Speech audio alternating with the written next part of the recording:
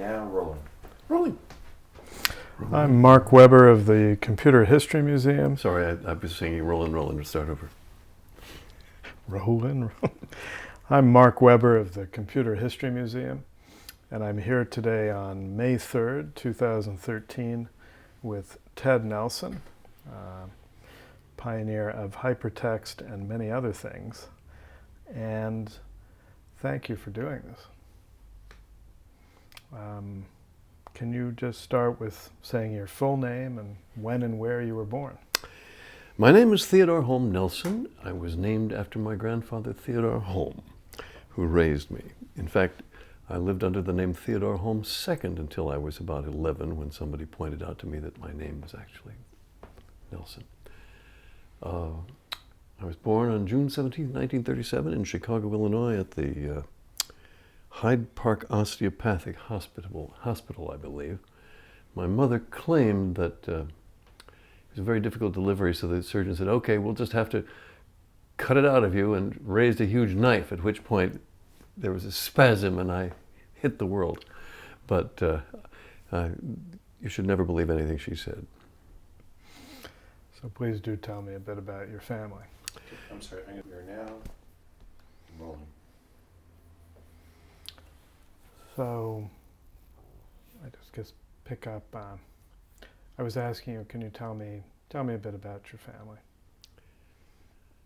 My family, when I was a boy, consisted of my grandparents, Theodore and Jean Holm, and my great-grandparents, Jean's mother and her third husband. Jean's mother was named Blanche Eugenie Newell, and her third husband was Edmund Gale Jewett. He was a science teacher and a very wonderful man who had a beard. His beard was white all the time I knew him, but he'd been red-headed before, and a quite formidable individual. So these four people had also raised my mother, also likewise in Chicago and Manhattan, and likewise summering at our farm in New Jersey. So the relationship with my biological mother was rather strange, because I saw her as an occasional visitor, but we were more like brother and sister, raised almost identically, and having many similar traits that I think came from this upbringing. My parents were young actors at the time I was born. Ralph Nelson was a stunningly handsome, dazzlingly charming, and very talented, very forceful young man. His hair was wavy blonde. And Celeste Holm, that was her maiden name, my mother, was likewise dazzlingly charming and very beautiful and impressively clever, whereas my father was taciturn. So they were extremely well suited, but the marriage was utterly doomed within a few months. But since there was no abortion in those days, my grandfather insisted they stay married until I was born, so that I would be legitimate, and then contrived to raise me as his son, which I did not fully understand until shortly before he died, 50 years later. So it was an unusual circumstance. My grandparents were very, what the word was cultured in those days. You don't hear that word so much anymore, but in those days, cultured meant you had a piano and read books and went to lectures. And I think that the number of such cultured people has gone down considerably. I was just reading in the autobiography, or a biography of Louis Brooks, that in 1914, and wherever the hell in the Midwest, there were, 30 families with pianos and ballet lessons and so forth, and that stuff doesn't happen anymore on nearly that scale. But so we were of that ilk, and we subscribed to the Atlantic Monthly and Life magazine, and we were members of the Art Institute of Chicago when I was born. In fact, my grandmother went to sign up at the Art Institute, and they said, why don't you get a life membership and put it in the name of your youngest member? So there I was, a newborn with a life membership in the Art Institute of Chicago. They send me a card from time to time that says expires in 5 years, which I find rather chilling, but they just mean I have to get a new card for some reason. And we also went to the Museum of Science and Industry and the Shed Aquarium. Chicago was my early memories. The Movie Palace, I forget the name of it right now, which was around the corner, but it was a great Art Deco movie palace. And there we saw the first run of, I think, Fantasia and the first run of Dumbo and possibly Pinocchio. I don't know the exact timings. I know that when I saw Snow White, it was this first rerun. And I think they were cycling them on a 7-year basis. So my first great hero, well, my first heroes were Tchaikovsky, I think, and Walt Disney. And I was obsessed with Disneyana, well, always, I guess, in different ways now than I was then. But this cultured atmosphere with a great deal of talk and a high vocabulary, and, for example, the frequent use of the familiar thou, thee and thou, as a playful way of talking, and occasional Shakespearean locutions. All of this was part of our upbringing.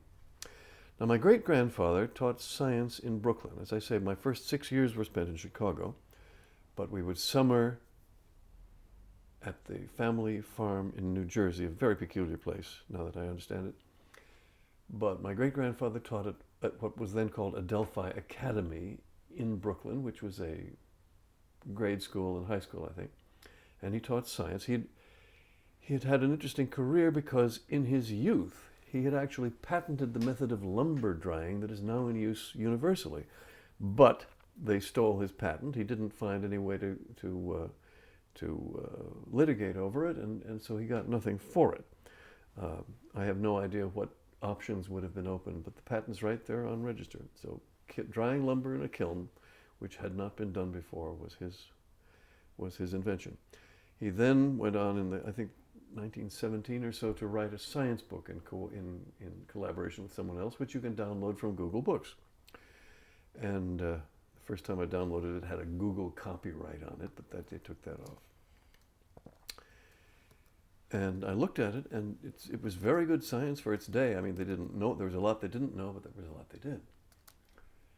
So evolution, while like every boy I was interested in dinosaurs, I had a perspective of deep time from the beginning that I think I got from Edmund Jewett, of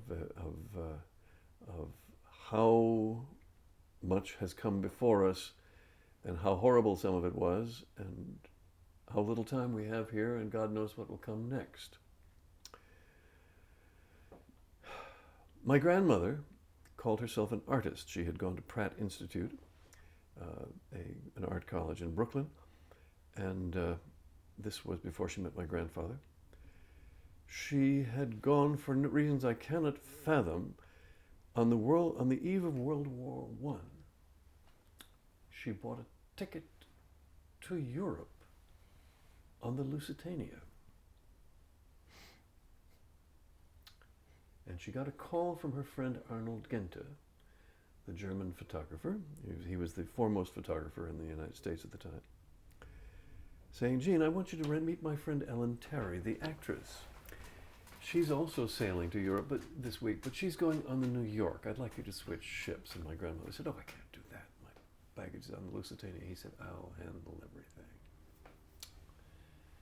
And when she got to the New York and she was doing a drawing of Ellen Terry, she said, "You know, Arnold Gente had me change ships just to meet you."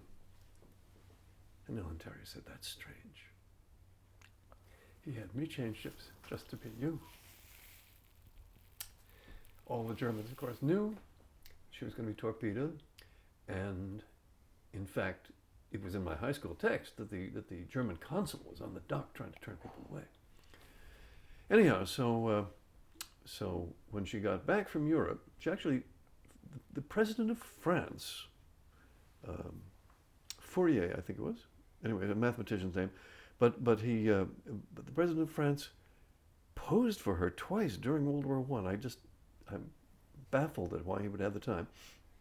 But when she got back to the States, she left all her manuscripts on the in the cab.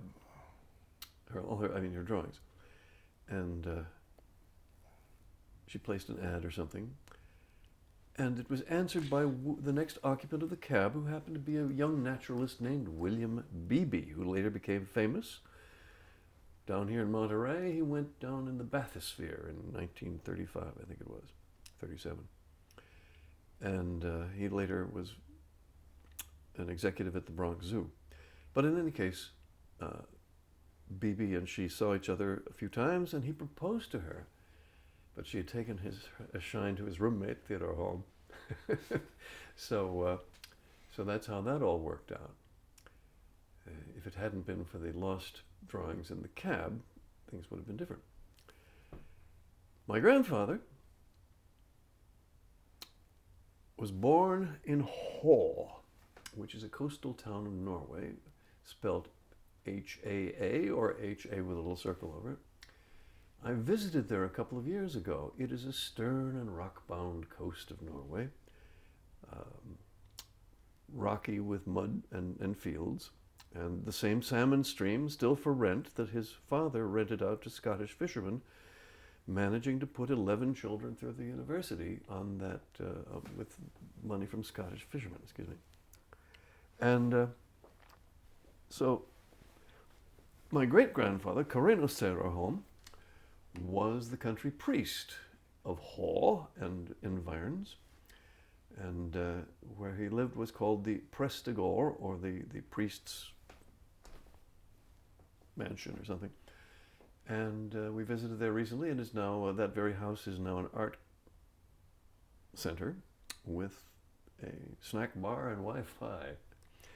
And it was very interesting to see that after all those years. And they actually have a book of photographs taken by a young man who married into the Holm family. I think there were like 5 girls and 4 boys, or vice versa. And he took a lot of candid pictures at 1904 and 5 of this family. And there a number of them. My grandfather, when he was very little, sometimes crying. He was very close to his my grandfather was the youngest of 11, and the number 10 was his brother Dunkert, who became an inventor. He was a very charming, arrogant man, but that's another story. So anyway, my grandfather grew up, went into insurance, and decided Norway was too small for him. And he was with one insurance firm. I'm not sure whether it was in Norway or in England, but the boss had him lined up to marry his daughter, and my grandfather did not think that was going to happen, and shipped to New York. But he was very elegant. He did not go through Ellis Island. He came first class and just arrived, and did things that way. He had a top hat. I've seen pictures of his room with William Beebe with the kinds of drapes they wore. He had a fez. In fact, I remember that was around when I was a boy. The guitar, and occasionally he was a super at the Metropolitan Opera, a supernumerary, meaning an extra, carrying a spear in Aida or something like that. So that lines up my family. The Pop, Theodore Holm, became a very successful insurance executive, and from time to time would change jobs between New York and Chicago, those being the principal seats of maritime insurance, of which he had made himself the master. Apparently no one else in his companies had read every word of all the relevant laws, but he knew them by heart. And on the other hand, he was also a very gentle and kind, perceptive, patient, and understanding man. When they retired him, it said, "We're grateful for his forbearance." And that exactly describes him, because he was able to prevail over the hotheads like me, and bring peace wherever he went. He was a wonderful, wonderful guy. And so that's pretty much my family. I later married a very sweet girl from Radcliffe that I met at Harvard, and we have a son. And We'll get to that. yeah, okay. So describe your childhood a bit. Sure. What was your neighborhood like? Oh. What did you like to do?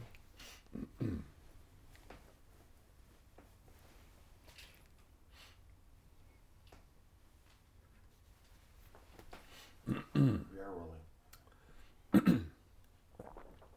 My boyhood was on the near north side of Chicago. We lived on Division Street, which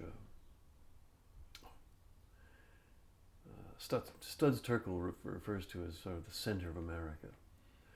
But it was a well-to-do little street near the beach. And we would go through a urine-stinking tunnel to the beach, and I apparently loved to jump in the cold Lake Michigan when I was a boy. I no longer like the cold, but it was a happy environment. I didn't like school. I think in those days they started kindergarten at nursery school at 3, kindergarten at 4, first grade at 5. Yes, and I was put in a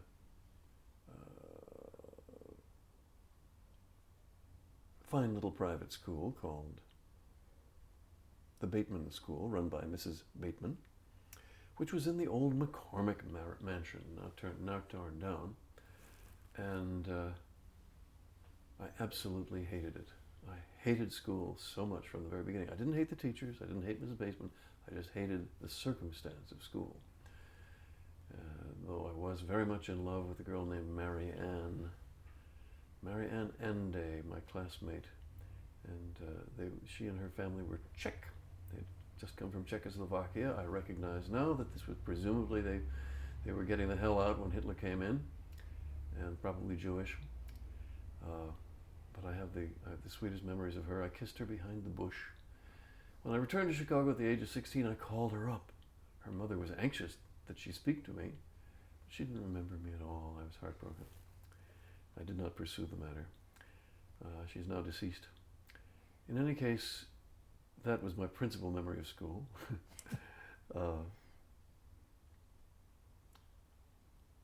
I was intellectual from the very beginning, by my very nature.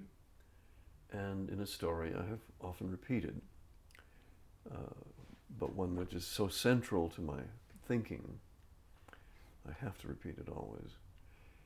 We were once boating in Lincoln Park, my grandmother and my grandfather and I assume she was wearing high heels, as she almost always did, but she must not have been. But I trailed my hand in the water, and I thought about it. I thought about the water moving around my hand, and how it would split on one side and rejoin on the other side of a finger. I'm sorry, stop. There was an iPhone interference just then. Maybe. Now rolling. So tell me again the story of your hand in the water. I tell this story often, but it's central to my thinking and my whole intellectual life, so I have to tell it. I was boating in a rowboat with my grandparents at Lake Michigan, at Lincoln Park, and I half remember that she was wearing high heels, but it couldn't have been. And I trailed my hand in the water and thought about it. And I thought about the water moving around my finger and how it would split on the leading edge and rejoin at the trailing side. And the places in the water that were together on the leading edge were no longer together on the trailing edge. So the shape was changing, the shape of the connections in the water.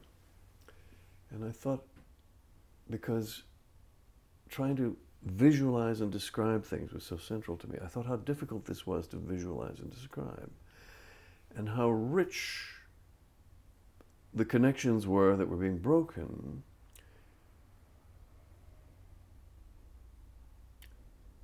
and how complex the system of connections there were. And if you just followed the connections in all directions, the number of connections became infinite, and their changes became infinite. although I didn't know the word infinite. And I didn't know the word manifold, and I didn't know any of the terminology. But the problem of visualizing and abstracting and understanding the richness of connectivity throughout the universe, if it were just that complex around my fingers, how much more complex is the whole universe? And I think this is an entirely valid insight, and has informed my thinking ever since, because connection is what everything is about. And writing and speaking and thinking are ways of dealing with connection and expressing it.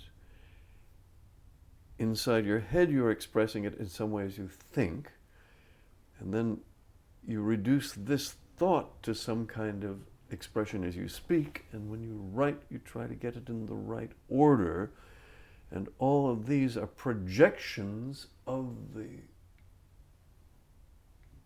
far larger system of structure and connection which you're trying to represent.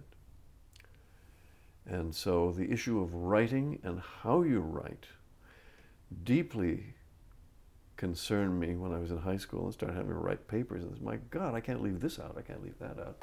So I wrote numerous 50-page papers in high school.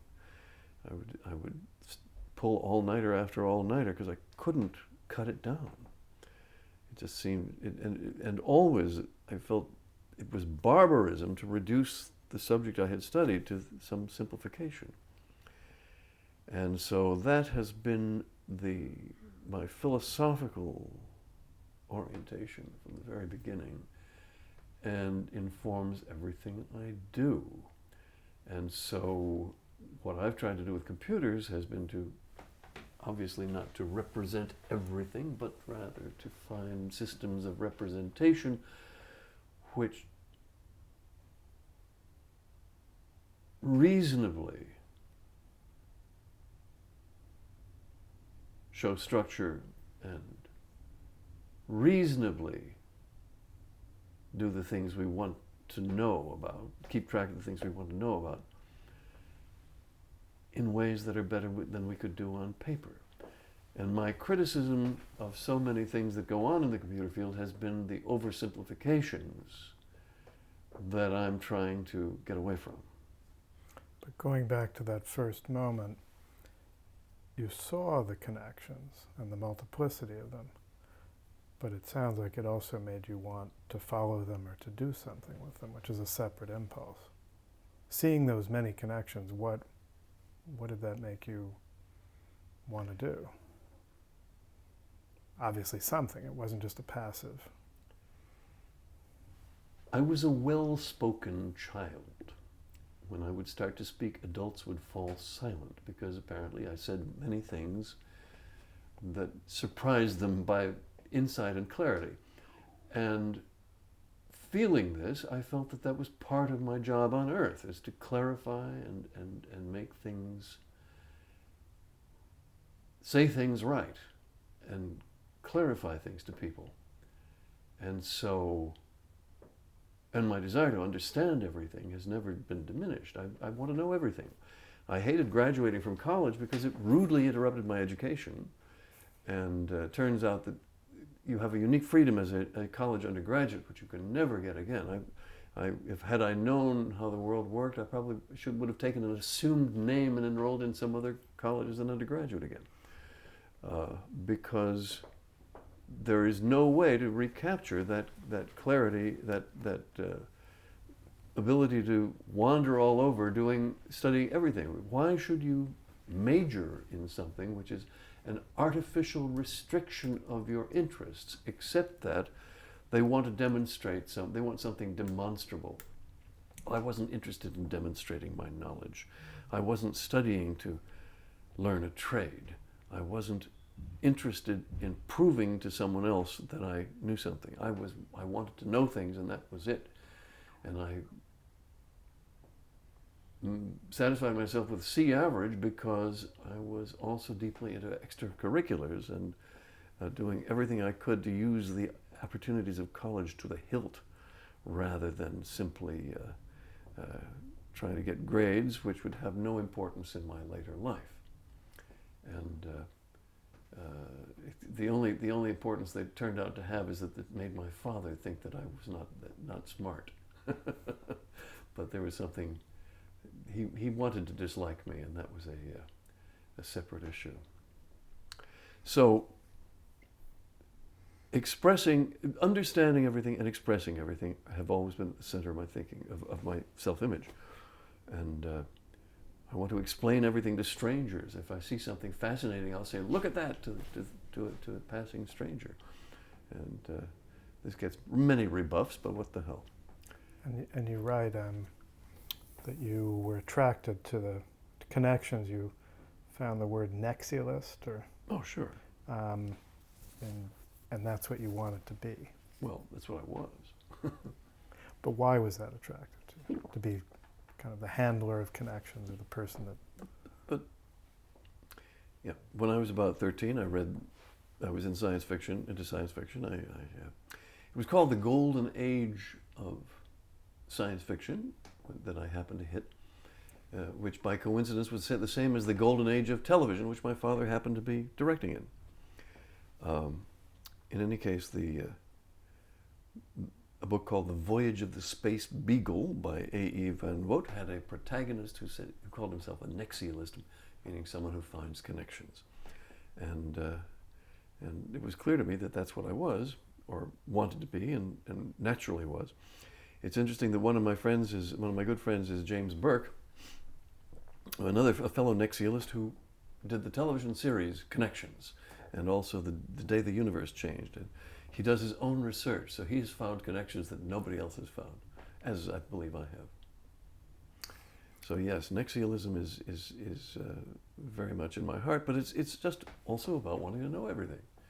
And it's so interesting that people are encouraged as children to take an interest in things until suddenly you graduate from college and you're supposed to stop taking an interest in things and get to work, except you can take an interest in the things you read in magazines, which are for the most part at the most juvenile level, although that didn't used to be the case, and still in many cases is not.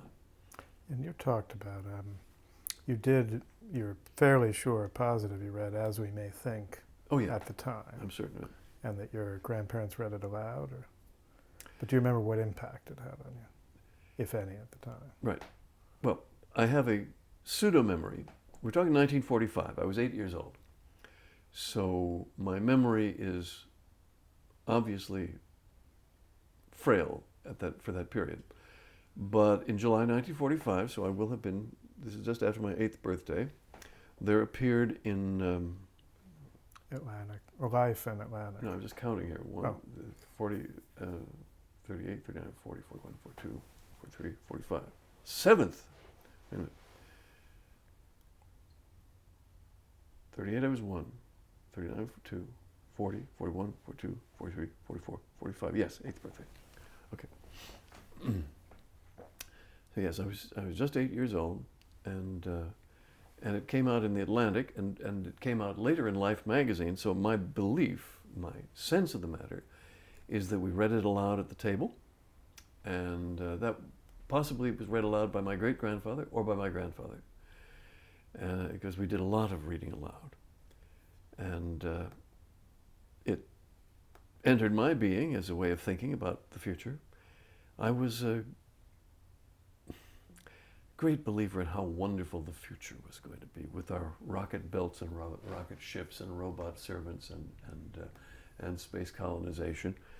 And so a lot of my cynicism comes from seeing an increasingly horrible future that has nothing to do with what I was led to expect. But in any case, this seemed like a good part of the future, that we'd be able to have a desk, as in Vannevar Bush's Vannevar Bush wrote a piece called As We May Think, in which he described the Memex, which was his magical microfilm machine that would hold everything ever written. And you would be able to add to it somehow by, quote, tapping on a keyboard various additions, and you would make trails connecting various articles you read with comments and side trails, which is a very special side comment he made that I've interpreted very carefully. So Bush thought we would be able to read everything and add to it. And this was just fundamental my thinking from the age of 8, I think. And the piece came out a second time in Life magazine with illustrations, I think that December. So it was it was very much part of the ambiance of those times. But at the same time, so was Buck Rogers, and so were ray guns. We had ray guns from the earliest I can remember. So Buck Rogers and what was the other one? There were two. There was Buck Rogers and he had an imitator. I can't remember his name. Flash Gordon, yes. And they had ray guns which were made of discs or blobs or whatever, and they had those for 15 cents in the dime store. So that was always part of the mystique. Later there was another version called Captain Video, and Captain Video happened to be broadcast right across the street from my grade school. And there was no objection was made when 10-year-olds came in and sat in the gallery overlooking the television studio and watching these people do their stuff. I never stayed around for it. It wasn't that interesting. But Captain Video was a very low budget science fiction, and there was a wonderful parody in Mad, one of the first Mad comics, I think, rather than Mad magazine, where they would point pencils at each other and go zip. Anyway, so the notion of space exploration and space heroes was very much in my thinking. I got into science fiction at the age of, well, first the pulp magazines, which upset my grandmother because of their garish covers, and then I discovered Astounding. And I think I discovered Astounding in about 1951, and I know I bought the first issue of Galaxy in, I think, 51. So, and I have the first maybe 3 or 4 years of Galaxy somewhere. And so these were the adult science fiction, so-called, none of these space operas with heroes pointing ray guns at each other, but thoughtful pieces about what would happen if we were all programmed to die at the age of 35, or if suddenly there appeared a faster than light drive, or various other things. So the premises of these science fiction stories was very interesting. Actually, I was raised on the Oz books. My favorite Oz books are Scalawagons in Oz by John R. Neal and Lucky Bucky in Oz by John R. Neal. Now, most people don't know there was a book after The Wizard of Oz. And most people don't know that the Wicked Witch of the West wasn't Greene in the original book. They made her Greene in the movie, in the horrible Judy Garland movie. I saw the Judy Garland movie when it was re-released. I think it was about 10. Saw it at Radio City Music Hall. I was outraged. It was, to me, the most horrible desecration of a great work of literature, where the girl heroine was supposed to be about 9 years old, and here she was being portrayed by a full-breasted woman who looked like a school teacher, and the Munchkins were portrayed as ridiculous, and the wizard was portrayed as woofy and weak and flabby, and the scarecrow, and the scarecrow was stupid, and the lion was stupider, and they were people rather than a real lion and a living scarecrow, and finally at the end was the greatest desecration of all, where they said it was all a dream, which was a total affront, since to the true Oz fancier, Oz was a parallel universe, an entirely different thing. They got the "It's All a Dream," in fact, I believe, from Eddie Cantor's film Roman Scandals, which I saw at the Laugh Movie in about 1948. The Laugh Movie Theater on 42nd Street showed old 1930s comedies and cartoons, and Roman Scandals was unique because it was the first movie, it was the last movie before the Hayes office, I think, was created to censor films, and I thought, gee, it looks like those women are naked. And in fact, They were. And it was probably the film which provoked the Hayes office into being. But so at 11, it was a very piquant thing to view, although you couldn't really see anything.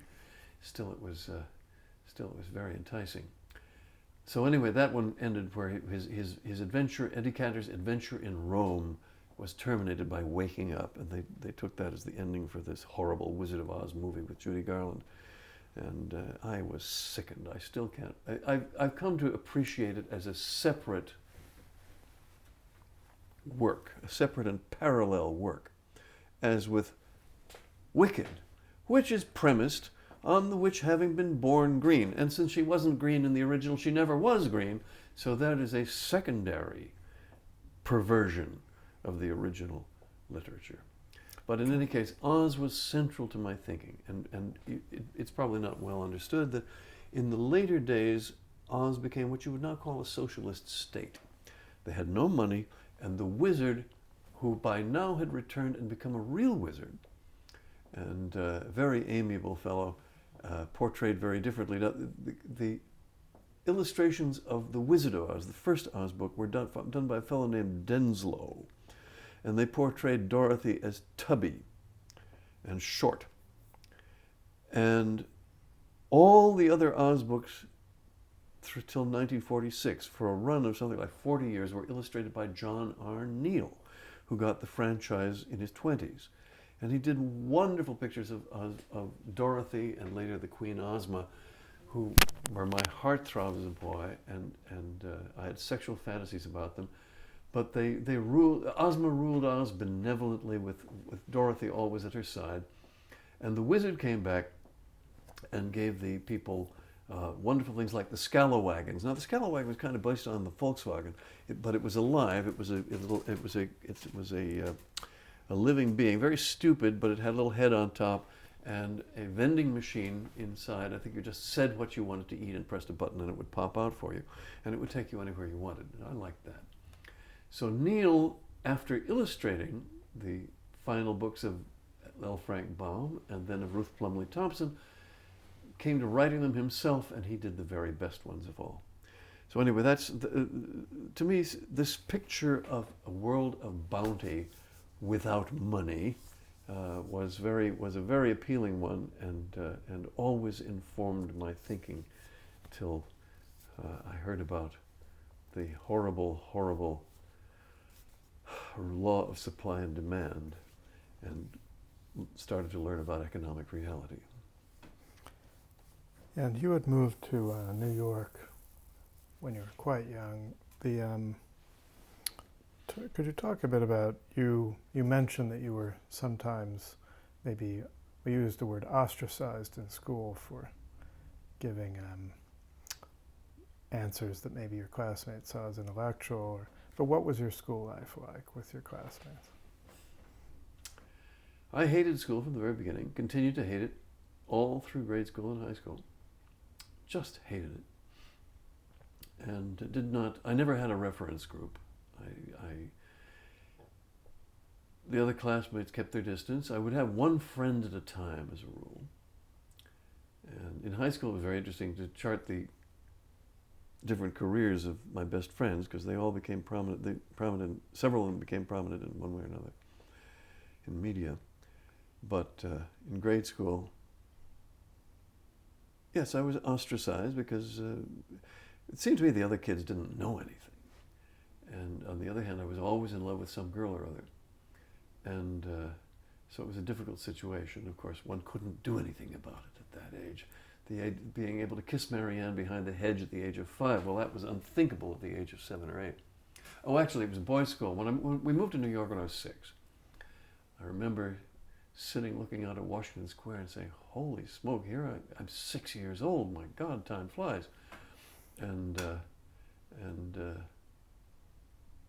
So that was second grade. I had a wonderful teacher, Orand Harris, who was also a kid's playwright, and much later he told me gay. But a very, very wonderful teacher, and very kind and appreciative. And he would take us on field trips in June. Now, the sort of field trips he took us on then were unthinkable. Each parent would give him $2, and he would take 5 or 6 boys to Fort Tryon Park and the Cloisters, or to, I don't know where the only two I can remember, LaGuardia Airport. We would go to LaGuardia Airport, which at that time was 3 Quonset huts, and we'd play on the hillside in the trees. Oh, at Coney Island, of course. That was always the climax of these adventures. But he left us alone, and the kind of supervision-free, confident field trips we had with Mr. Harris would be probably unthinkable now. But Mr. Harris was the high spot.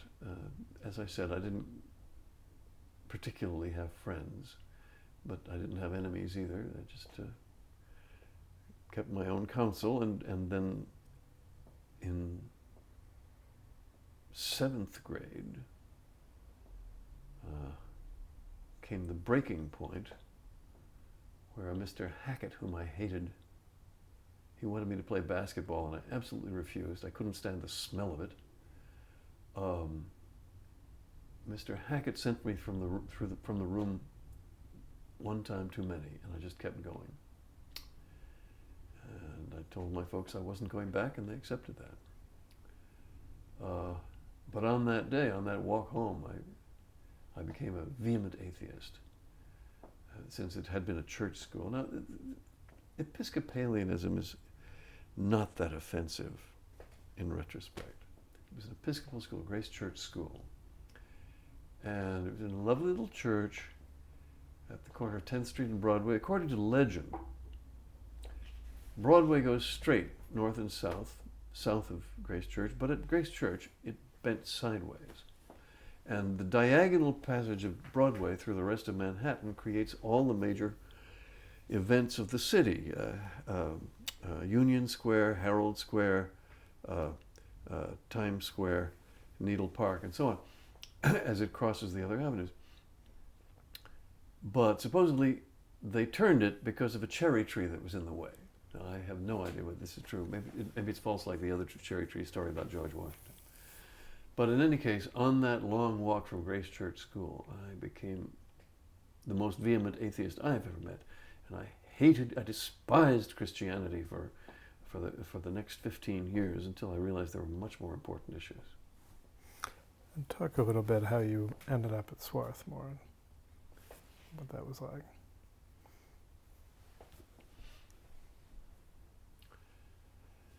When I was 15, a junior in high school, I wanted nothing more than to get out of high school and get into the movie industry. And I thought of it as making movies on my own. I still do, rather than working in the industry. But my mother at that time lived in Hollywood. Now, we'd had this occasional relationship where I visited her and was very impressed with her. She was dazzling. And she would occasionally visit us and hold us spellbound with her stories and her vehement denunciations of people like Daryl Zanuck and some other actress whose name escapes me at the moment. But then my classmate Jim Frawley said, "Why aren't you living with your mother?" And I said, "Gee, maybe I should." And I mentioned it to my psychoanalyst. I was seeing an analyst at the time, and he said, "I think that's a very good idea." He was an asshole.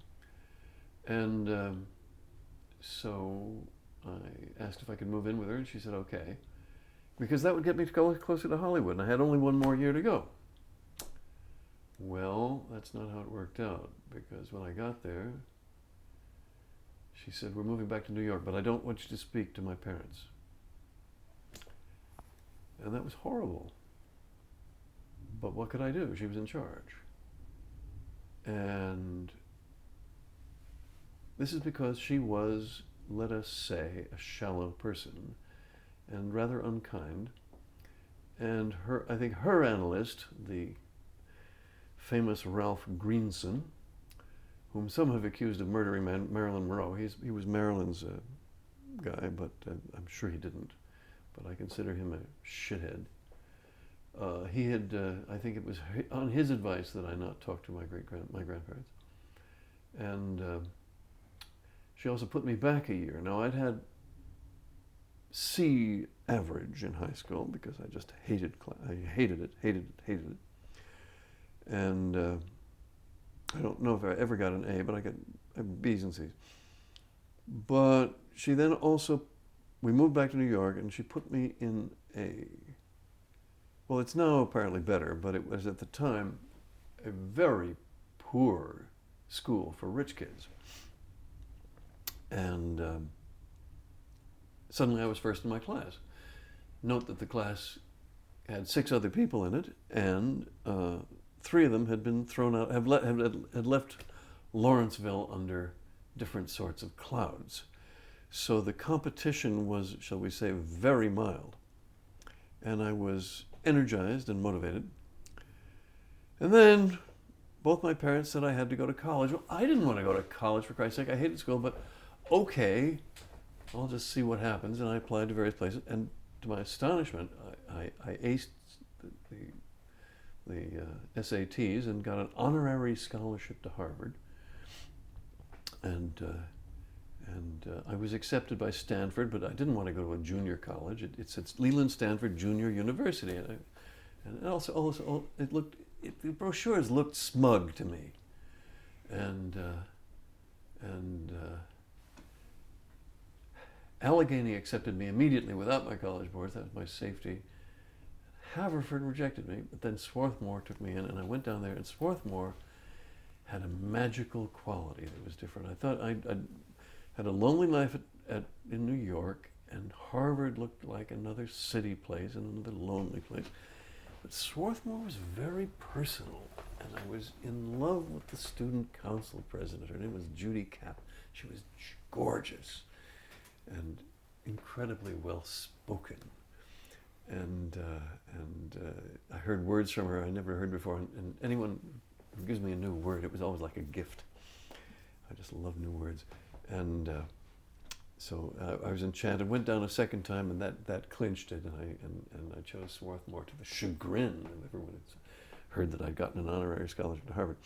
So anyway, and I had mixed feelings about Swarthmore, but immediately forged a new identity, and I put out a magazine, my own magazine, freshman year. I went to the organizational meeting for The Lit, the official literary magazine. And it was all these New Yorker kids, daughters of New Yorker editors and so on. And they were going to spend $800 to print it up at the highest editorial standard. What is this? I can make a magazine for less. And so I went to the print shop, and they had a new form of printing called photo offset. And you could print an 8.5 by 11 sheet of paper for $32. Both sides, 8.5 by 14, legal size. And I could cut that up and make several pages and make a really little magazine, and I did. And with the help of my friend and roommate, Len Corwin, and we put it, Nothing magazine. And my sophomore year, I put out 2 more issues of it. The third one was kite-shaped, and you had to rotate it as you did it. And when I showed the dummy to the printer, my friend Ned Pyle, he said, "Oh, good." Then when we actually assembled the first one, he was astounded.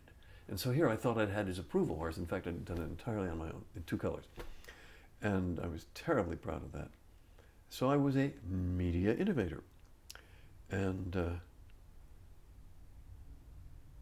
in one of the most heartwarming moments of my life, I met Victor Navasky, the editor of The Nation, which of course is very high prestige. Little magazine of politics that's been around since the 1890s and espousing decent and good causes all that time. And he had graduated just the year before I came. And he said, "Ted Nelson? Not the Ted Nelson?" I waited to hear what he was going to say. I thought something about hypertext. "Not Ted Nelson who published Nothing magazine?" Oh my God, that made me happy. So anyway, and then I was in plays. I wrote a 1-act which won a prize. I was in the debating contest in front of the whole school. I was on the student council. I edited the April Fool issue with my friend Charlie Harris of the school paper. I had a weekly column which I published as my first book. I wrote the first rock musical, as far as I'm concerned, though it's not official in the official histories, in 1957, which ran for 3 nights as scheduled. 2 nights. 2 nights. Have I been saying 3 nights? And that then put out the LP, and finally I shot a half-hour movie. So I was very, very busy in extracurriculars all this time. And I resented having to major. Of course, I resented having to get grades, so I majored in the easiest subject, which is philosophy, because I could just talk. And all the arguments were so straightforward and clear, so I could essentially lecture on philosophy. It was a very heartwarming moment. I dropped out of the honors program, not because I didn't like it, but because I suddenly saw that the last year I would have to take 4 seminars, and there were all these courses I couldn't take, like music and history and whatnot that I wanted to take, and also I would have to take moral phil with Brandt. And I'd heard that was the most boring thing in the world, and to me moral phil was the most screwed up area of philosophy, and I did not want to take that. So I dropped out of honors, and my father made that another black mark against me. But my oral in philosophy was really a pleasure, because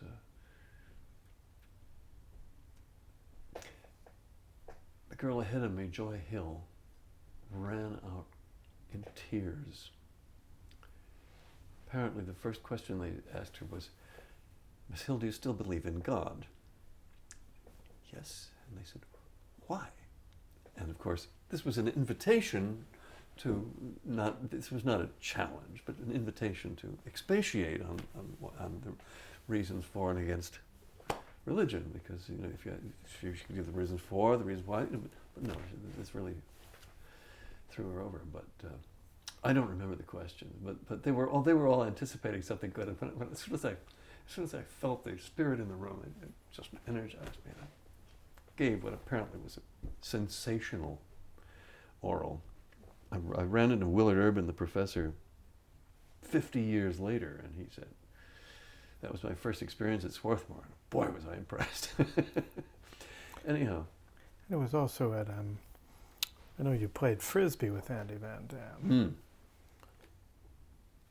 Okay, I'm rolling now. Yes. Frisbee arrived when I was a sophomore.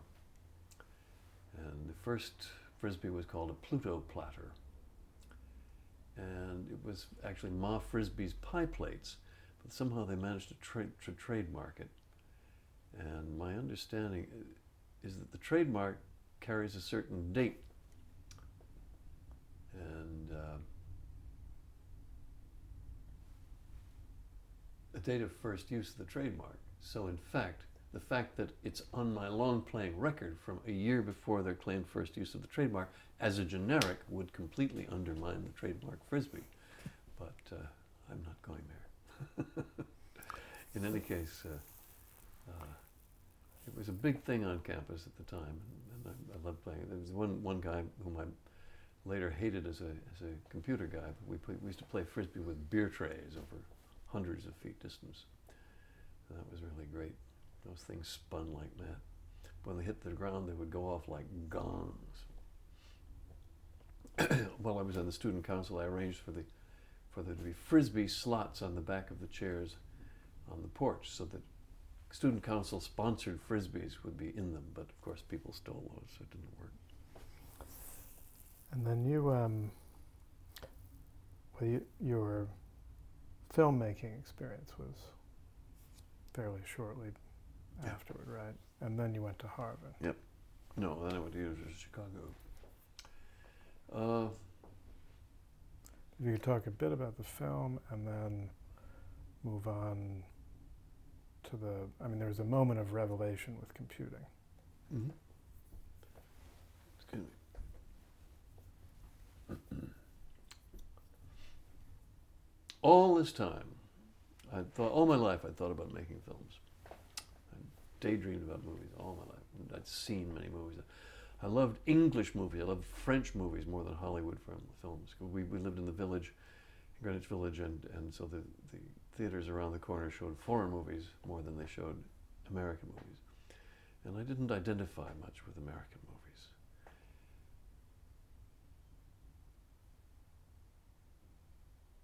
I actually thought I was English till I finally moved to England.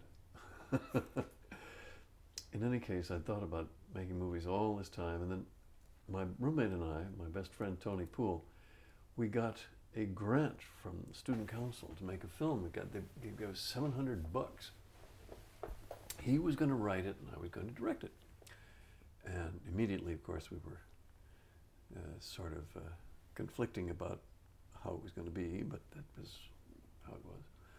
But then he suddenly died, and that was a great shock, losing my best friend, and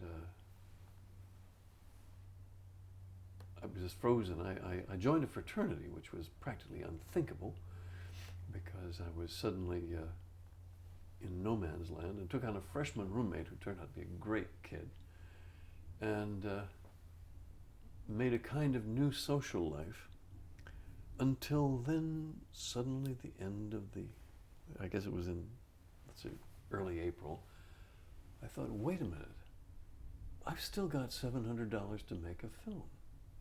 Tony would have wanted me to. All right. Hell, I don't have time to write it. I'll wing it. This meant that either it would be a film without dialogue, or I would just have the actors move their lips and fit something to it later, like a badly dubbed film, or like Huckleberry Hound. So that's what I had them do. And I thought it would be very funny, and I thought people would be amused by this. Didn't work that way. It freaks most people out. So the film is unsuccessful in that very few people can see past that, the burden of this invented genre of the badly dubbed film, to enjoy what there is. But anyhow, I started shooting, and it was very, very fraught. I've never been so able to concentrate. Normally, I'm incredibly absent-minded. Losing things. I lose one pair of gloves a week in the wintertime. Constantly losing anything that isn't tied on. Losing my coat because I'll go out when it's cold, and then when it's warm I'll forget that I had a coat. And but when I got the actors together and blocked it out, suddenly it was all different. So I was going to have a classroom scene, and I figured it out as I went. And I just recruited the actors at Sunday lunch, and we all went over to Trotter Hall, and I put the people who had to leave first in the front rows, so then I would concentrate on shooting the back rows. And the hero was a wonderfully deadpan guy. I put him in the back, and but he could convey so much with very little expression. That was the beauty of it. I put him in the back, and then the teacher was lecturing incomprehensibly on this stupid subject, and then the classmates began this idiotic conversation back and forth. And then our hero in the back starts making eyes at a girl in the front, and finally leans over so far he falls backward. And it transformed me. It made me into a different person. I've never concentrated like that before or since, and never felt so great. And when I saw the actual developed film, I was astounded, because I had wondered if I could learn to make movies, and it was perfectly plain. And I already knew. And it was just a matter of editing it, which I thought would take 2 hours. So it took the entire summer, Saturday and Sunday, every day, all day for the summer of 1959. I worked at a securities office in Manhattan, and then Saturday and Sunday, on the kitchen table at my grandparents' place, I would edit the film. And finally finished, because I had no idea how long it would take to edit. But of course, Orson Welles was the same way. In his first film, which was an introductory film to a play called Too Much Johnson, he seriously misunderestimated the time it would take, and did not. The play was actually put on without the film. So, but the film was everything I wanted to be when I finally finished it, but it took me $80,000 and 30 years to get it finished. But at the same time, I'm very proud of it, regardless of what people think. And then you went to University of Chicago. What was your next move before Harvard? Yeah.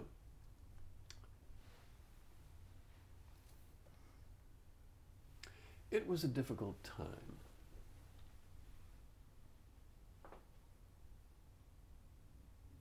People were still getting drafted, and that was one incentive to go to graduate school. And I didn't want to go directly into films because I thought I should finish my first film first, and that would give me an easy entrance to the field. Little did I know how that no one would like my first film, however much I like it. If I'd known better, I would have just thrown myself at the feet of who's the guy who funded low-budget movies in New York, and this legendary guy, and gave many people their first start. Roger Corman, Corman. yes, I would have thrown myself at the feet of Roger Corman, but I had a magical expectation for my first film, which was not fulfilled. In any case, I went to graduate school because I also had a feeling that I could make a contribution to some intellectual field, some academic field that hadn't been invented yet. And I wanted to go on in anthropology, but because a very interesting book had come out of the University of Chicago Sociology Department called Street Corner Society, which was an anthropological study of people who lounged on the streets in Chicago, I thought that would be the place to be. Wrong! I hated the University of Chicago. Of course, I was in a very bad mood because my father and I had had a very serious parting of the ways just after I graduated. It ended very unpleasantly, and our relationship, which had always been rocky, never recovered. And you wrote that he could have there were opportunities to go into film through him that you didn't. Oh yeah. Well, no, he had it. My father had it planned out that I was going to be an actor, but I had lost interest in acting. I didn't think I was that talented. There was a guy named Steve Gilborn at Swarthmore who appears in my film, and I thought he was fabulously talented, and I wasn't by comparison. And he became an actor, not well known, but he had a good career. But I didn't think I was qualified. If I thought I was special in this area, and by the way, I'm not usually modest, so listen carefully. If I had thought I was very good as an actor, I would have considered it. But I was sure I was a great director. And so that was my métier, but I didn't tell my father this. My father said, well, he offered me this, but I'm still learning about my father. He apparently had a need to put people down. He had a need to put me down constantly, and I don't really know why. And it was a very bad way to start a conversation. And so he, in our last meeting, he derided what I'd done at Swarthmore, and he said that that he would set me up as an actor in Hollywood if first I would spend a year out in the world on my own. Well, I wanted to go on academically, not knowing that graduate school is not like undergraduate school. If I had known how different graduate school is, I would have, and if I had been able to humble myself in front of my father, maybe we could have made a deal, but it didn't work out that way. And so I went to graduate school, and our relationship never recovered from that meeting, where he said "fuck you," and that was it for me. And I was feeling practically suicidal at the University of Chicago. I thought it was so horrible. The University of Chicago had at that time, I believe, 1,000 undergraduates, 500 men, 500 women, and 10,000 male graduate students. So that meant that that all the women were extremely popular, and that there was very little access to anything feminine for someone in my position, and that made it much the worse.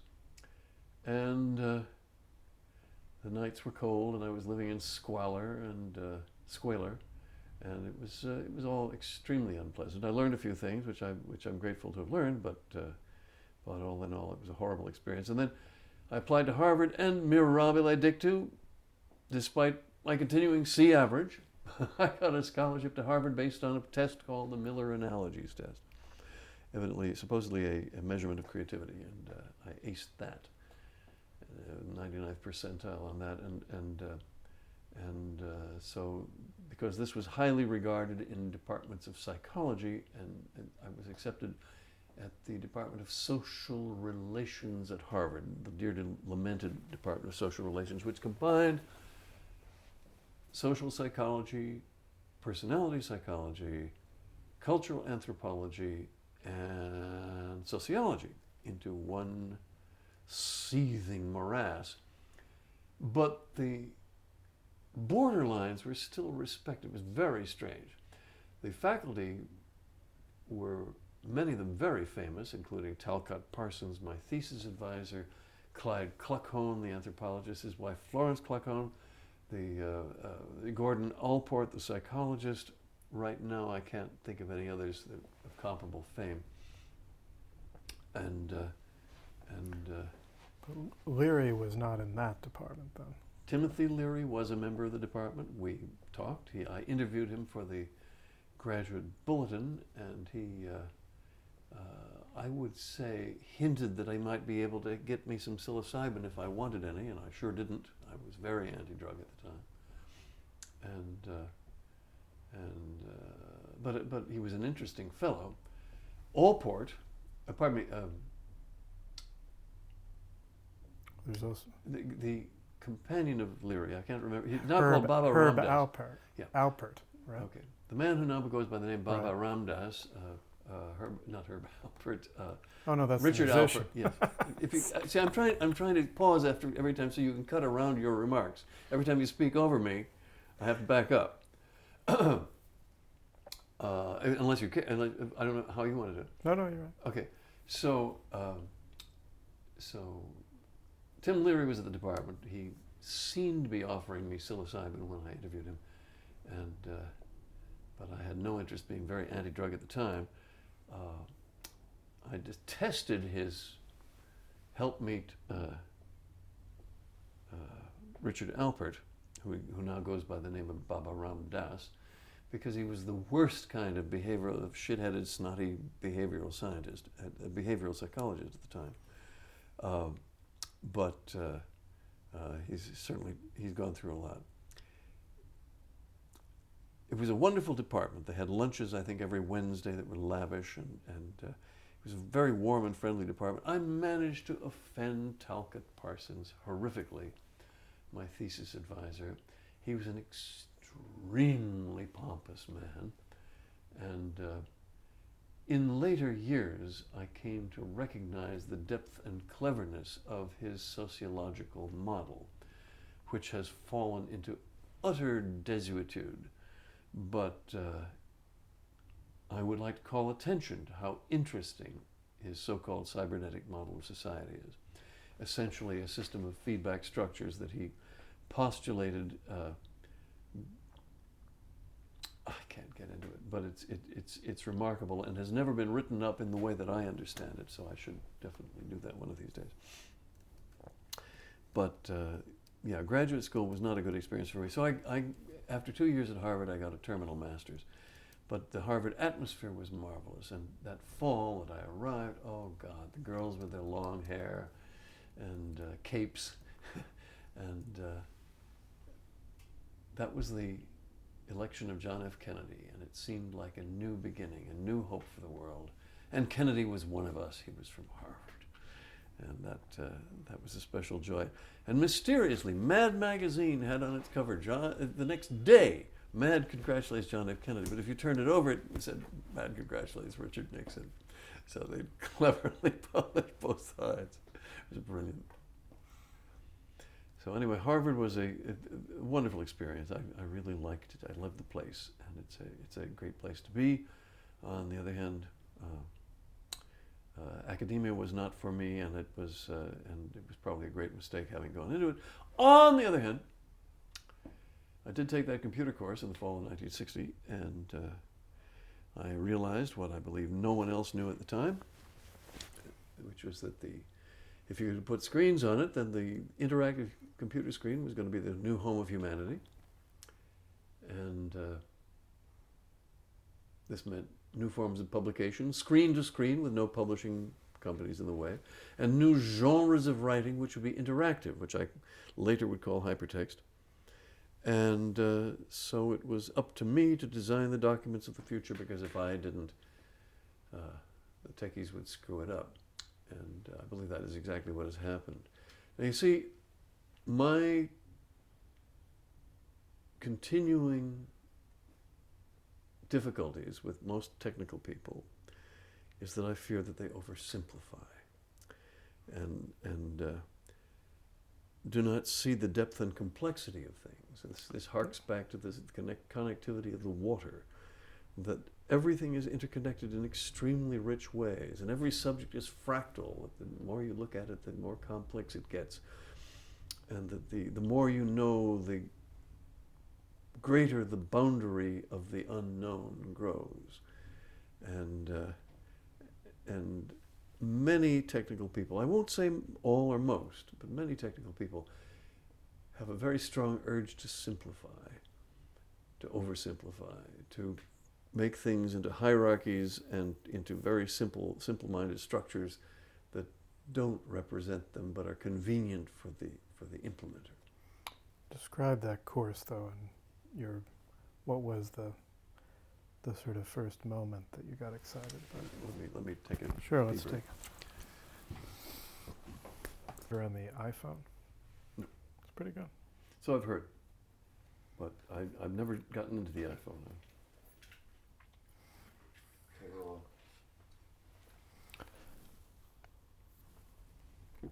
So I'd asked you tell me about the experience of that computer course and kind of what did it mean to you at the time? Shall I include your question, or shall I just begin talking about the experience? Sure, you can Okay. include it. Mm-hmm.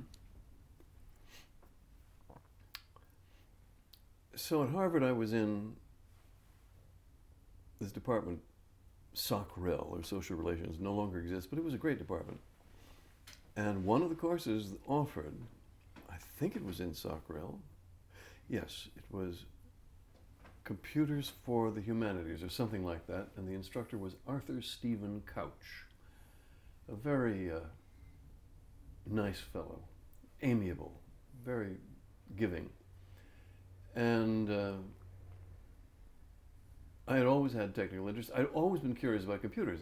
First time they came to my interest was the cover of Time by Art Zabasha, which showed a computer, the Mark III computer, wearing an admiral's hat.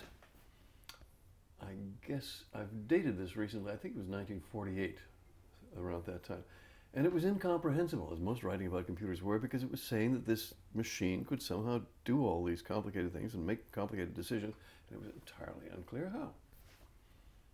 And this mystery to the public. So I was very much aware of it. I took a course, I bought something called the GENIAC from Edmund C. Barclay, which supposedly taught you computer logic, and it was just some damned masonite discs and a masonite background with some holes, and you put in little jumpers, and you could rotate these things, and it showed, quote, computer logic, and it was absolutely useless and not very worthwhile. So these things merely whetted my curiosity. But then when I found out that a computer was a device which simply followed an arbitrary set of instructions, my reaction was, why have they been keeping this a secret? Why is this simple fact not known to the public? Basically, my model of the world is that of indignation and outrage. It always has been. And so this triggered this particular reaction. And so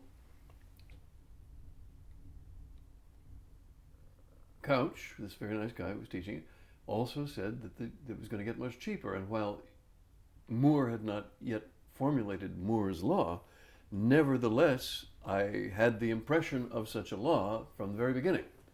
So it was very clear the prices were going to drop. How did I know you could put screens on it? Well, in one of our manuals that showed the IBM 709 with a screen attached, I think, and on the cover of Datamation, which I was able to get free, saying, I forget how, not on the cover of Datamation, in an ad in Datamation, it showed somebody sitting at the screen of a digital equipment PDP. And I sent for that ad and that brochure, and wow, that was going to be it. There's no question. And in fact, I probably romanticized it because I didn't realize how lousy the performance of these things was and how much maintenance they took. But that wasn't the issue, because we knew those things would improve.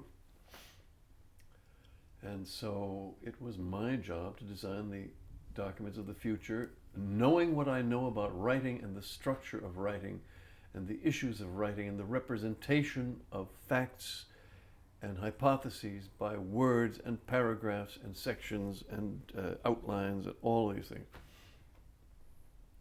And I felt I understood writing much better than most people, much better than almost anybody, thank you, because they think it's simple and I don't.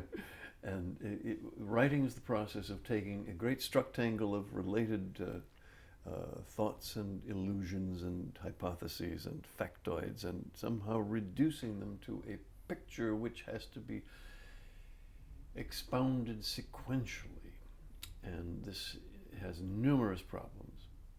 And the very center of it is rearrangement. The center, I learned, I don't know who said it to me, but the main problem of writing is rewriting. And the main issue of rewriting is rearrangement. And for that we have cut and paste. Now, what did cut and paste mean in the 1950s? It meant that you type something and cut it up and rearrange it on the tabletop and paste it down in the better order and then make a new draft. Now, it turned out my grandmother had been to a lecture by one of Tolstoy's daughters, and she described the exact same method used by him. He would have two daughters. There were no carbon paper, no typewriters at the time, but he would dictate from the old draft to from the previous draft to two daughters, and each daughter would make an identical copy. One copy would be set aside for reference, and the next one would be cut up. And he would go for long walks in the woods from his dacha Yasnaya Polyana, and he would call back from the edge of the woods, "Don't touch my noodles." And so referring to these things as noodles from that story was always part of it. So I now refer to a full noodle. When I do a full noodle, I cut up the whole draft. And I still do that when I print it out from the computer, because there is no tool comparable. And my greatest indignation in the entire computer field is the misnaming of so-called cut and paste to mean hide and plug, when in fact it means something entirely different. And this Control C, which removes it from your document, and Control V, which spits it out again, is a vile mechanism excused by the use of these holy words, which mean something entirely different. And I've located the culprit. It is Larry Tesler. Larry Tesler, whom I consider a friend, nevertheless created this abomination. But how did you think it should happen back in 1960?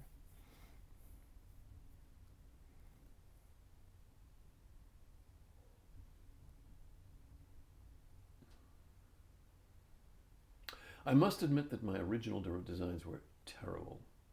I actually thought you could use Boolean logic for representing the things you wanted done. And so I fiddled with that for a little while until I saw it was completely unacceptable. And then I got mixed up on the interior data structures, and I didn't think about the interface again for years, because the data structures were what counted, and the interface could be essentially pasted on. But yes, I got to thinking about, I think I was ahead of the curve still, because when I worked with the Hess group in 1966, I presented a whole visual vocabulary for doing this. So there'd be a little visual gas pedal for scrolling on the screen, and I forget what the other tools were, and I'm sure that I didn't have an explicit rearrange of pieces in that proposal. It's very hard to reconstruct what I did. I know there are notes which will show that, but I don't know what they are. Yeah, going through my computer notes of the 60s is a high priority for me now, because I want to straighten that out. Everything that's happened since the 60s is pretty well documented in my mind and in my papers. But back when you took that course, did this come to you in one moment or over the course of the course?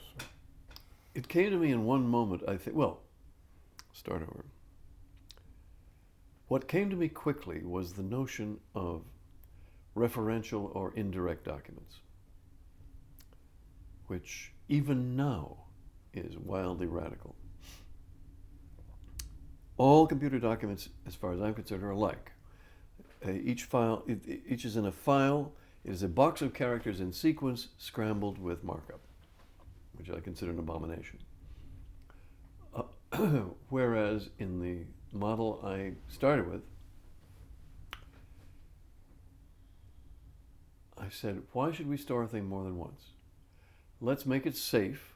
First I thought it would be on magnetic tape because disks were nowhere to be seen.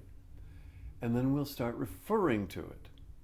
And so each version of a document will be a system of pointers into the already stored and permanized content.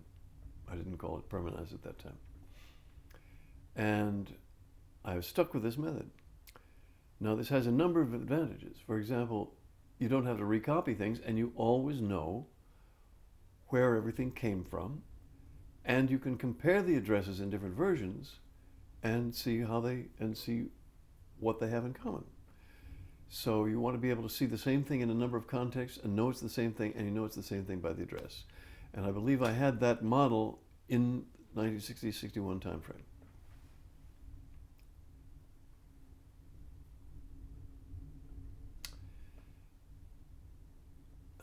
Excuse me, I just have to clear my head. This is the soggy part of the afternoon. I'll finish the coffee. Actually, I think I'll. Can you cut for just? We are rolling. Where are we rolling from? So the vision that you had of a system during that course at Harvard, you already had the idea of having everything represented once and simply referred to, Mm-hmm. pointed to. Right. What else was, Okay. how did you imagine the interface? I punted on it. I started saving notes my junior year in college. And this became a pathology gradually, because I have notes on every subject that interests me from, I guess, my junior or senior year. So now we're talking about 55 years of notes on many different subjects. And frequently the subject would overlap. And I would have little tags, one or two or three letter tags. Only gradually did I realize that the tags should not occur in real life, so if you search for them, they wouldn't have accidental hits.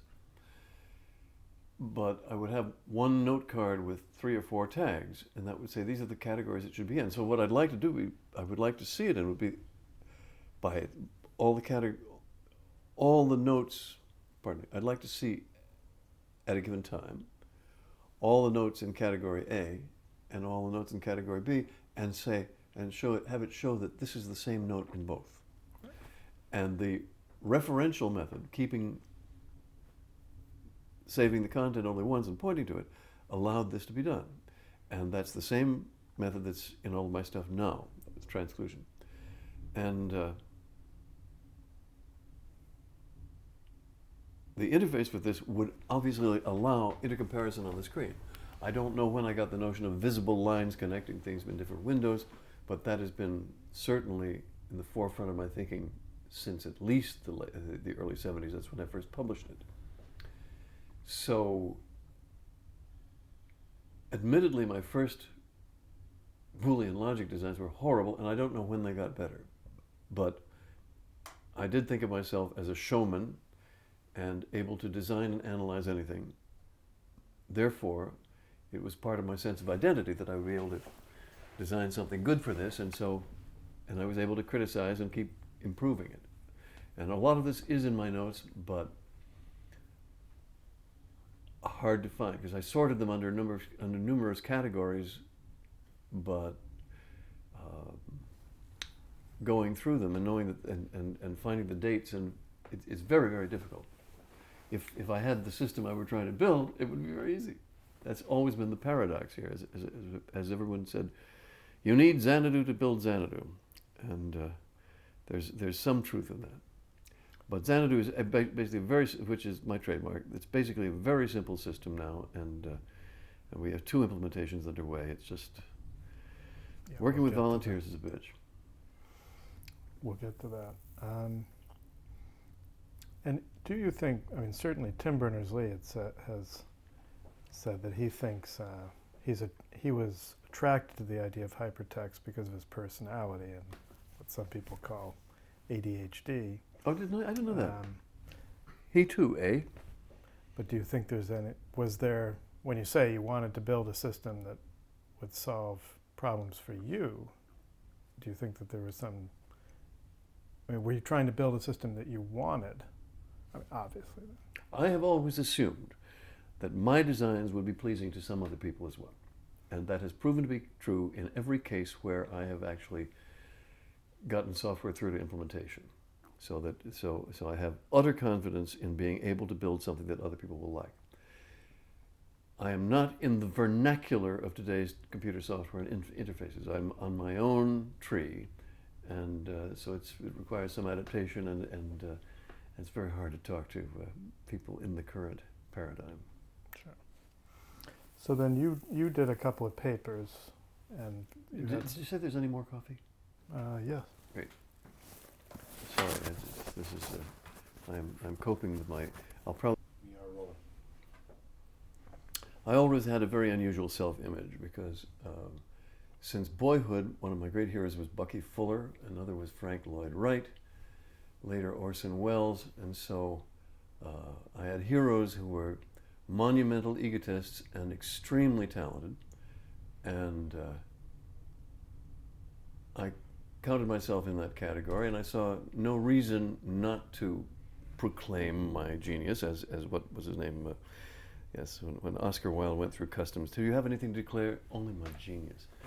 But I thought that I had remarkable abilities in across a large area. I could design anything, I could analyze anything, and I had the initiative and chutzpah to attempt things no one ever had before, as with my first rock musical, which to me was a tremendous piece of chutzpah that I carried off successfully. It wasn't that good, but it was performed on time and had a number of rock numbers in it.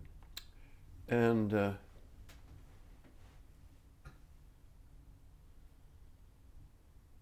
I thought I could make a contribution to some field that hadn't been invented yet, and when I saw computers, I said, okay, that's it. I get it. That's the handle sticking out of the stone. That's Excalibur. That's what I'm going to do. And I'll make $1 billion, and I will start a personal computing industry, and I will create a new form of writing, and new forms of media, and a new form of commerce for the content, because I recognized at once that there needed to be a form of commerce for the content.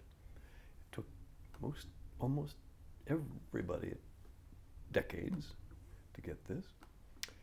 And basically, the one guy who came close to doing a large part of or half of what I attended was Steve Jobs. But he did it in a different way because Steve Jobs essentially productized the conventional concepts and made them look dramatically fresh and utterly original. Think different. And no, I have qualified admiration for Steve Jobs in that he was a swine as a human being, but he was an incredible talent, and he truly understood. To say he understood the human heart is peculiar because he didn't have one himself. He was a psychopath. But as psychopaths understand others' hearts, he did. I've never quite thought of it that way. And he was able to see, for anything he was doing, he was able to see how people would react to it. He was a movie director. I've seen descriptions of how he would rehearse his Mac shows, always with great showmanship, and always with great pizzazz and cunning stuff. I like the quote about him best from, I can never remember the guy's name. Anyway,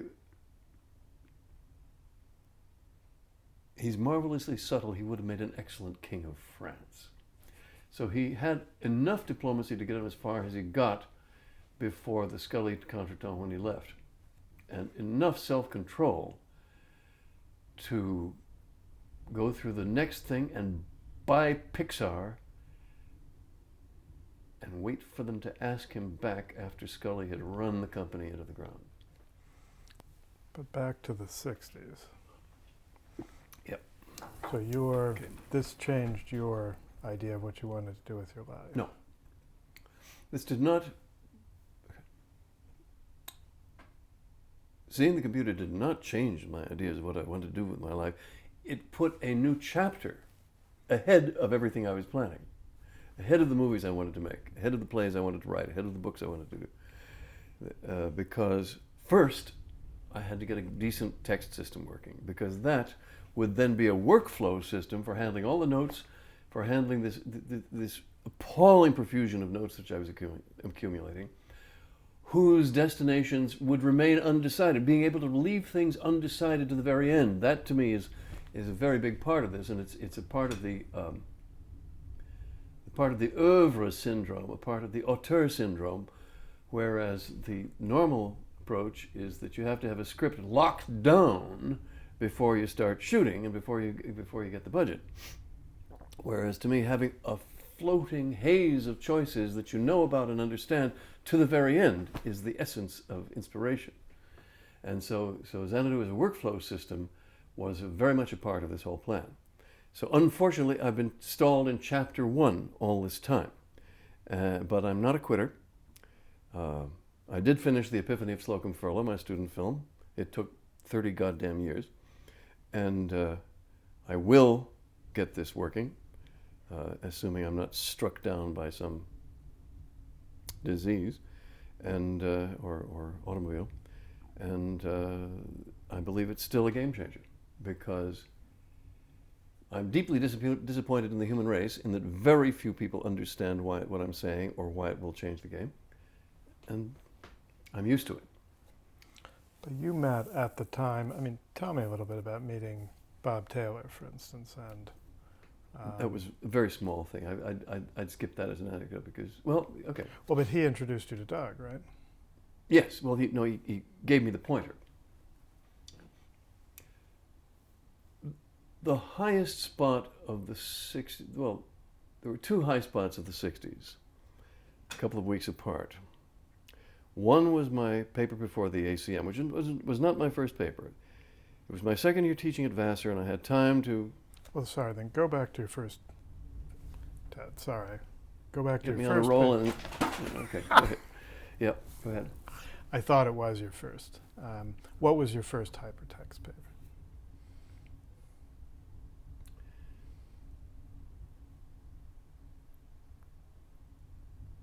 My first job out of graduate school was with John Lilly and his dolphins, and that would be fun to talk about.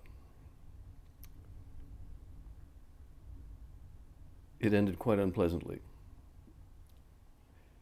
I went north, and I married a gal I'd known at Vassar, Debbie Stone, lovely person, very sweet and wise, and moved to Poughkeepsie, and we moved in with her father, and partly with his influence, but partly based upon my abilities, I got a job teaching at Vassar, teaching sociology.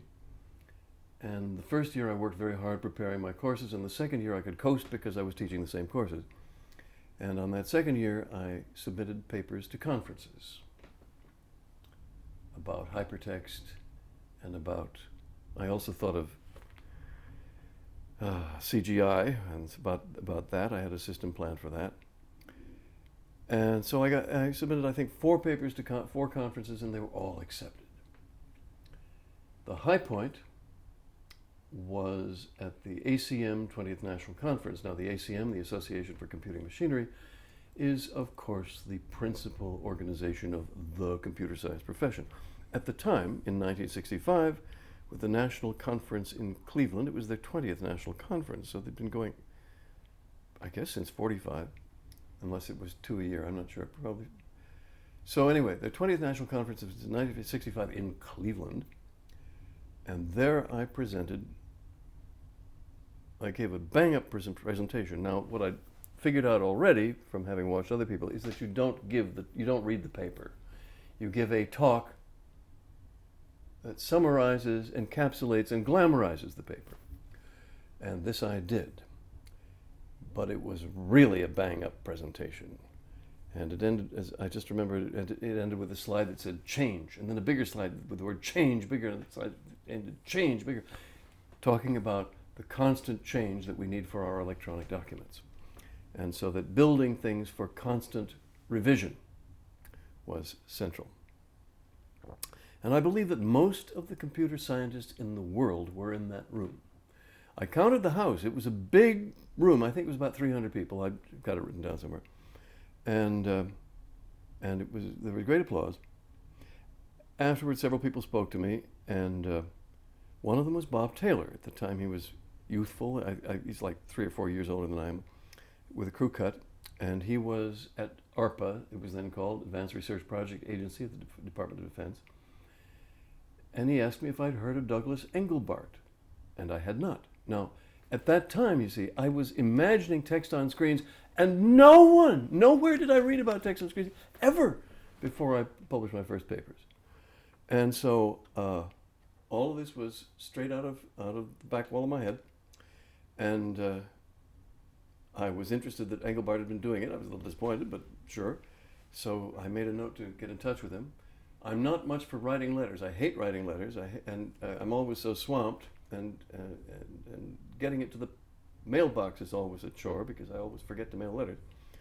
So I didn't actually get in touch with him for a long time. But a year later, Vassar understood. I'll back it up.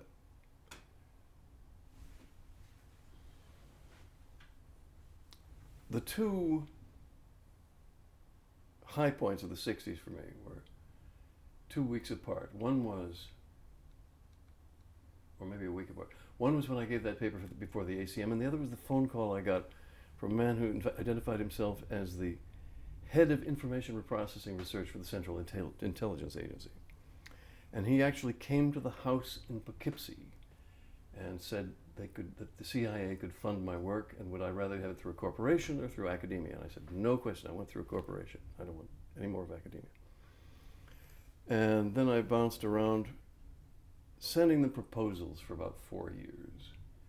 And they would kick them back, and I finally realized this is going nowhere. But it was certainly a high, it was certainly a heavy confirmation of my position that somebody like that would call me. And it let me know that I was absolutely on the right track.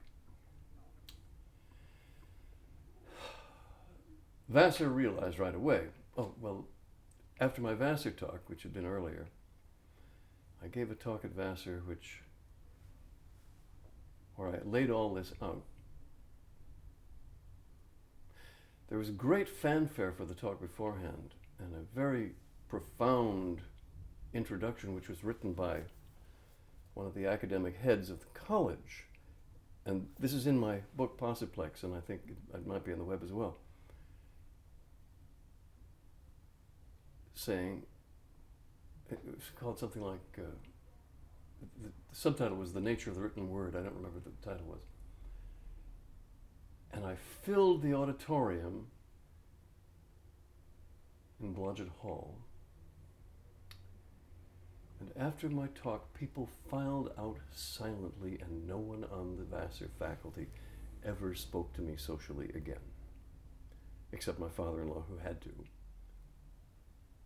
And he thought I was crazy, it turned out. And apparently they did too, although I'm told that one philosophy professor, Vernon Venable, came back. His daughter told me recently. He came home and he said, he is brilliant, he is crazy, he is way ahead of his time. Well, I wasn't ahead of my time. I was right where I should have been. So, Vassar knew I was not appropriate for the sociology department anymore, and I got a job at Harcourt, Brace and World, which was a major publishing house. In fact, it was the prestigious publishing house in New York at that time, headed by Wild Bill Yovanovitch, or William Yovanovitch, very, very awesome character, living legend. And he was very interested in my stuff, and he kind of got it.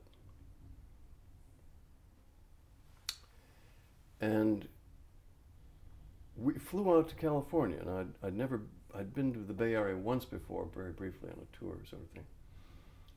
He wanted to talk to somebody at Stanford who was doing computer-assisted instruction, and I wanted to see Engelbart. So we went to see the guy at Stanford, who I thought was the most pig-headed man I ever met. His name was Richard Atkinson, and he later became president of the University of California. We also went to see Engelbart, and Yovanovitch brought along some woman who belittled what Engelbart was doing, and so Yovanovitch wasn't very impressed. And later Yovanovitch said he was going to go with Atkinson and do his computer-assisted instruction. I said I want no part of it, and so that was the end of my career at Harcourt. But that was my first meeting with Doug Engelbart, and he was very warm and nice. I liked him enormously. He said he needed a programmer. Well, I wasn't a programmer, and I didn't know if I could take that job. But the other side of it was that his system was hierarchical. And if there was one thing I wanted to do, it was take hierarchy out of the picture. And so, much as I liked Doug as a human being and respected what he was doing, I wanted to do something entirely different. And that has remained to this present day. Well, describe your... Burp. So what was your impression of Doug's lab and the people there? What was it like to step in there? My impression of Doug's lab? Well, I don't really remember. I do remember his personality and what a likable fellow he was. I remember that he showed me the mouse, and I said, oh, right, okay, it'll be mice instead. I thought we'd use light guns, which is a light pen with a trigger and a gun stock, which appeals to guys, but at the same time, you have to pick it up and put it down, whereas the mouse can stay on the table, and you can move it, you can use it in place. And they showed me how you could roll it on your pants leg and so on. And Bill English was there, and he showed it to me. And so I was convinced about that. The rest of the system was hierarchical, and I didn't care for it. There was a fellow there named Smokey who told me about skateboards and convinced me that skateboarding would be the wave of the future. So I accepted that in my mind also. And when I was 40, 10 years later or 13 years later, I bought a skateboard and learned a little of it, and that turned out not to be the wave of the future. So the mouse was. And did you meet Bill Duvall at that point? No, he wasn't there, I don't think. Oh, he came later. Jeff Rulifson was there, though. Probably, but Yeah. I wouldn't remember. Okay. But this was before the great demo where Rulifson Definitely. figured prominently. And you met Licklider in that period as well, right? Yes, I had one meeting with Licklider. He was a very amiable guy, very warm-hearted. And I told him about hypertext. He said, well, would there be one hypertext or many? And that question took me back because I thought, of course, what one person writes is one hypertext, but then considering them all as an oeuvre, perhaps it is one big hypertext. I have to think about that. So not many people say things that make me think. And that did. Or pardon me, what I mean by that is that I don't... A lot of people say interesting things, but very few of them strike me as worth a lot of thought.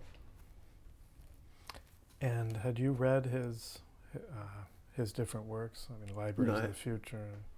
I did not read Licklider, no. I mean, I have it somewhere. I have the book somewhere. Okay. I don't read that much.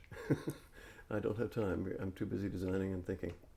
And I wish I had read much more, but I try to catch up as I can. And then you described you had a phone call with Vannevar Bush. Yeah. It's interesting because my two encounters with Vannevar Bush and Marshall McLuhan were so different, and yet they contrast so interestingly. Because both of these were guys essentially at the top of the field I was claiming. I was claiming the media field and the computer text field and the computer media field all simultaneously. And Bush was very friendly and welcoming, but I hated him on the phone. I just looked in the phone book, there was, I just hated him. He sounded like a gym teacher, an athletics instructor, and that rubbed me the wrong way. And I did not contact him further, though he was very interested in what I was doing. I feel very sorry about this now, of course. Whereas Marshall McLuhan, whom I had lunch with Ron Becker in Toronto, took me to lunch with him. There was something so warm and grand about him. He was really a lovable guy, even though I thought a lot of his stuff was nonsense. And I tried to tell him about hypertext, and he went into this spiel. The computer cannot vary its operation in any way. And it was like speech number 44 or something out of his vocabulary. And in fact, he was utterly wrong, didn't understand it at all, but I loved him. So it was a very strong emotional thing for both men. And I regret now that I was so negatively affected by Bush, because that was a very important moment for me and would have been very important if I had gone to see him. And the idea of the hyperlink, I mean, you, in your own thinking, you traced to As We May Think and to him. I don't use the word hyperlink. I have said links, and because the links in my system are so different, we're now calling them xanolinks to distinguish them from the one-way jumps into the unknown that you have on the World Wide Web. That's maybe a hyperlink. But the links that I favor are entirely different. Bush's piece, As We May Think, postulated links. Whether they were one way or not is hard to tell. And as far as I'm concerned, he also postulated transclusion. But this is a careful reading of what he said about side trails. And without him here to say, it's conjectural. But my interpretation that he advocated transclusion is, shall we say, eccentric from most people's interpretation of it. But microfilm gets copied when the mimics recombines, no? I don't want to go too deeply into it, but Bush's trails were links, were sequences of content, as far as I can tell, possibly with addenda or comments on the side. We don't know. But when he said a side trail, that would evidently include the same content, knowably the same content. And I define transclusion as the same content knowably in two places. So that my sense of the xanadu transclusion, where you can compare them side by side and see the connection, is different from Wikipedia transclusion, where everything is built from the same building blocks of stabilized content, but in both cases they fit that definition of transclusion. and side trails could be links to links in essence, or no? Maybe. Okay.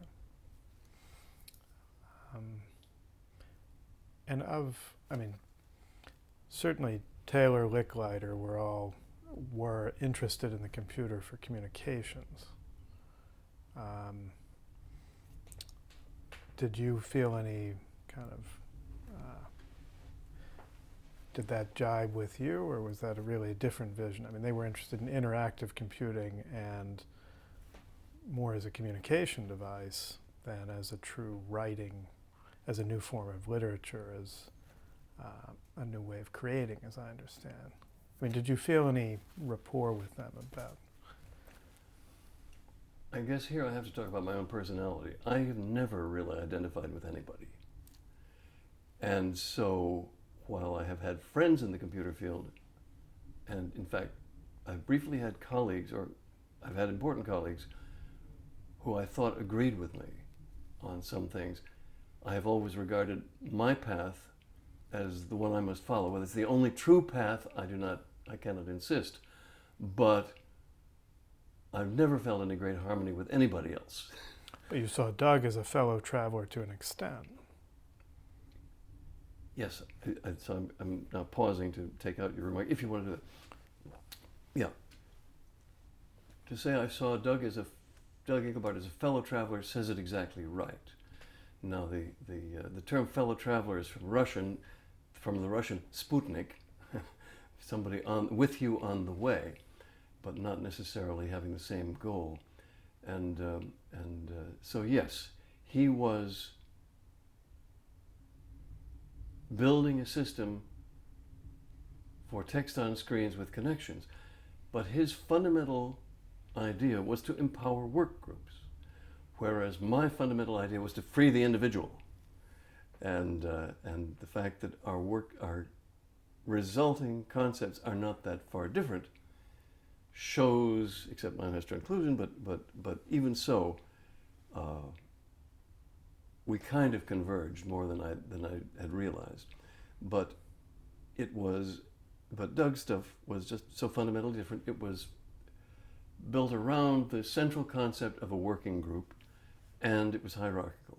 So both of those things were outside of my way of thinking. And much as I liked Doug as a person and intended to keep in touch with him, though I didn't for decades, nevertheless, I've never felt any convergence with anybody else.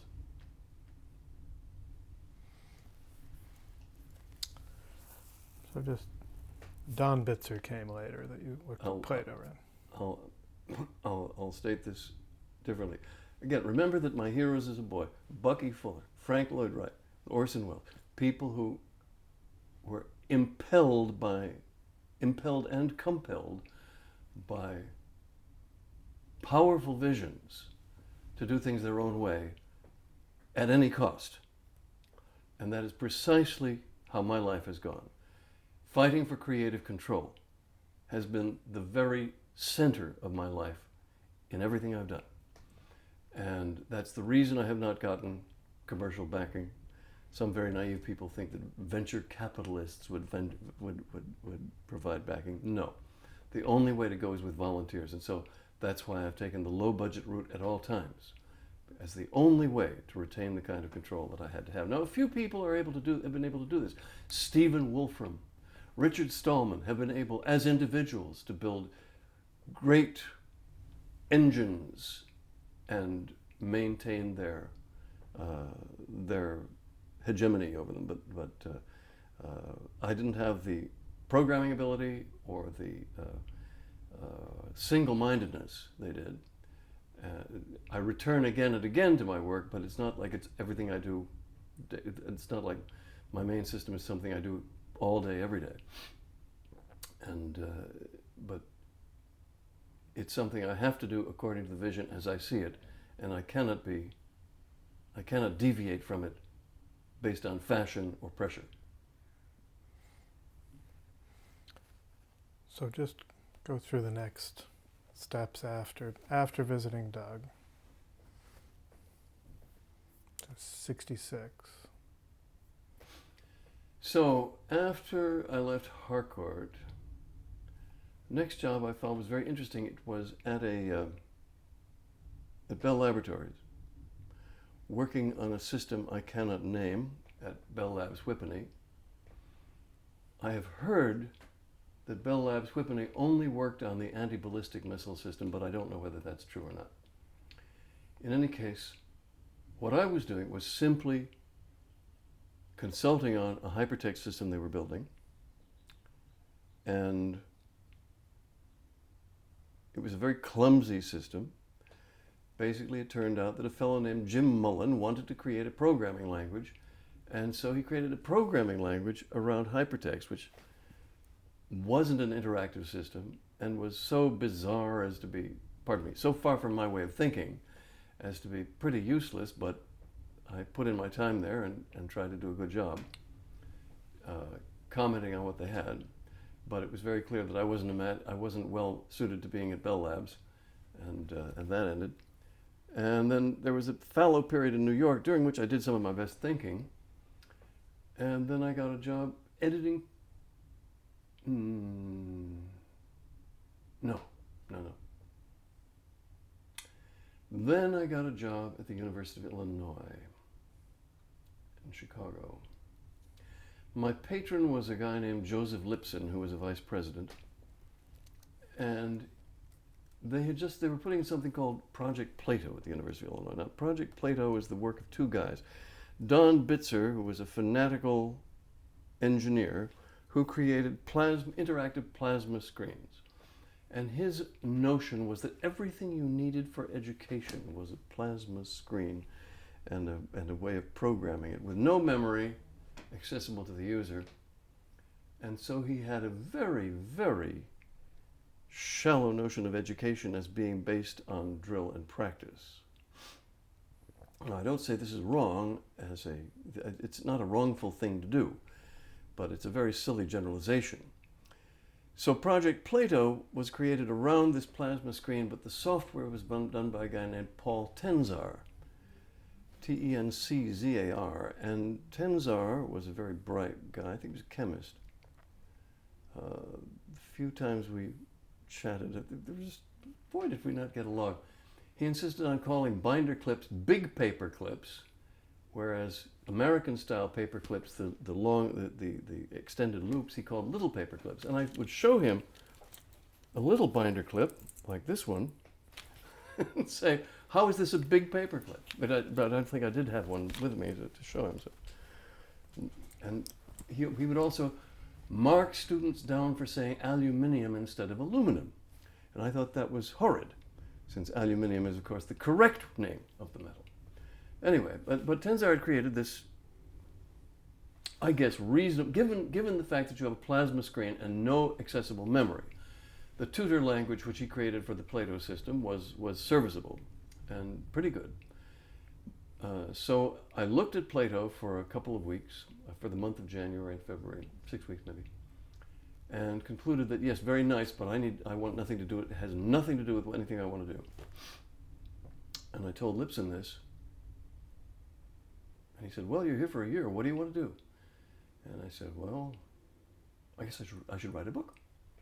Now, this would have been my second book, since I published a book in college. And others would call it a pamphlet, but as far as I'm concerned, it was a book of my columns. And very good it was, too. It was highly praised by someone on the New Yorker. Anyway,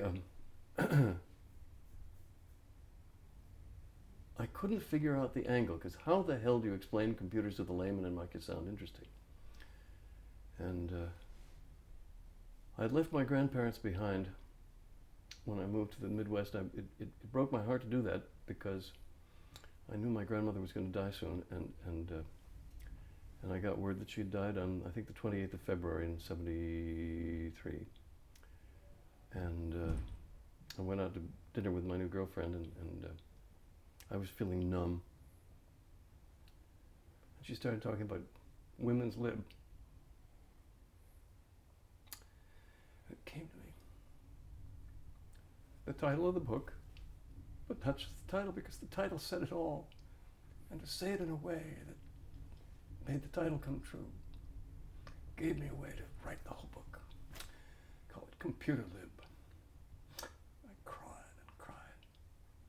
Because of course I was crying because of my grandmother. But anyhow, so I spent the next year and a half on it.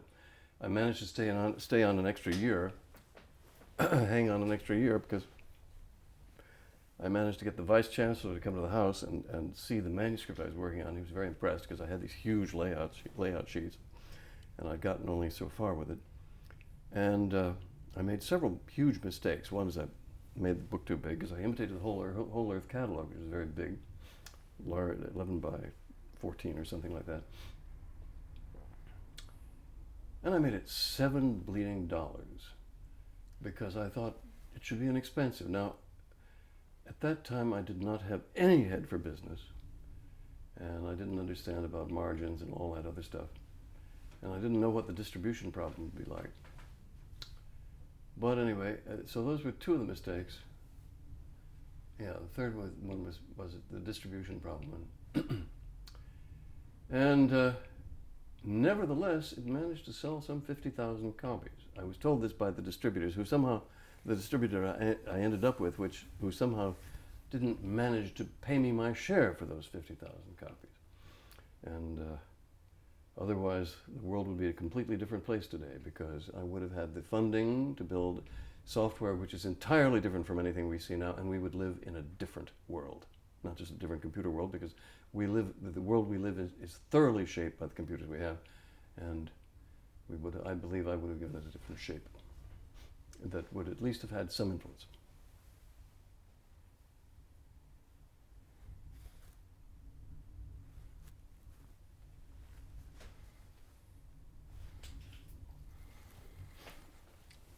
And Park, you visited around this time, right? Let's see. I brought out Computer Lib in the fall of 1974, and I guess it was at SIGGRAPH. I handed out brochures for it at the first SIGGRAPH. I co-authored a paper, the second paper, the first SIGGRAPH, and Alan Kay, I think it was at that conference, invited me to come to Xerox PARC, and I did. On my own nickel, I guess. Maybe somebody paid my way out to California, I don't know. And I thought it was a horrible place. I thought the atmosphere was very corrosive and unpleasant. And of course, part of this was that one guy followed me from room to room saying, "I pity you, Nelson." He was a real shit. I probably wrote his name down somewhere. I think I know who it was, but I wouldn't say. And, but I think Kay half invited me to submit a resume, but I never did, because I did not want to be in a place like that. I visited them again some years later, and once again had that same experience. So that what other people portray on paper as a playpen for all happy engineers, I think has been thoroughly misrepresented. Now, engineers are not known to be the most sensitive or perceptive people in the world, and I think some of it may have been their enjoyment of the environment, but I think some of what I perceived was real, that it had a harsh atmosphere in a number of ways. And it was, after all, part of a big corporate empire. And they were under pressure, but a different kind of pressure, because it was pressure to do something new and special rather than with a specific mandate, as Bob Taylor said, "I'll know it when I see it." And what he saw and knew when he saw it was the so-called modern GUI, better called the PUI or PARC user interface, because it's just a fig leaf on the real operating system from which it has removed many of the capabilities. And talk a bit about, you had very different ideas for a graphical interface. Had those formed by then? I don't know the exact sequence in which I got my ideas for graphical interfaces. Certainly by 66 or 67 on the Hess project at Brown University, I was presenting various widgets on the screen. I sketched various widgets which I proposed to put on the screen for controlling the system. I don't know when I got my fundamental inspiration for visible lines connecting linked objects and transcluded objects, what year that was. It might have been at the very beginning in 1960. I just don't know. I published it in 72. So that's a widespread. But by the Hess project, you had that idea, you think, visible links. I don't know Okay. whether I had the idea of links as visible straps or beams by the time of the Hess project or not. I damn well should have, but that's in hindsight. I don't know when it came to me, but I did publish it in '72. And tell me as much as you want to about Hess.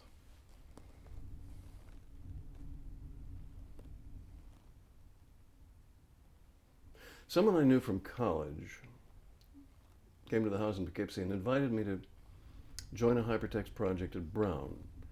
And the invitation was so warm, I would even say syrupy, that even though there was no money on offer, I accepted. In hindsight, it was a huge mistake. This guy, in practice, turned out to be a very nasty individual who did everything he could to deprive me of credit. He said he was going to sign up. We drafted a paper. He drafted under duress. He drafted a paper. We drafted a paper together that would give me equal credit for the design of the system, and then he conveniently said that the printer wasn't working, and he never sent it to me. And obviously this was a ploy, and I was too angry to fight it. There have been a number of times in my career I've been too angry to say anything. I've just left. So that in the Hess project, we dumbed down links to one-way jumps and transclusion.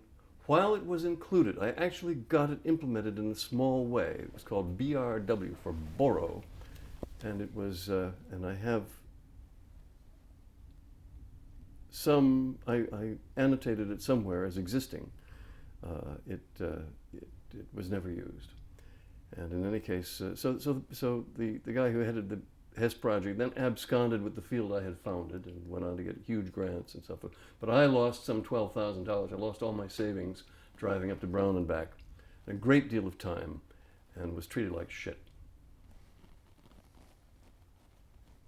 So that you left that discouraged, obviously. And what did you do between then and '72? I wasn't discouraged, I was angry. I mean, by discouraged, you mean discouragement suggests that you're going to stop doing something.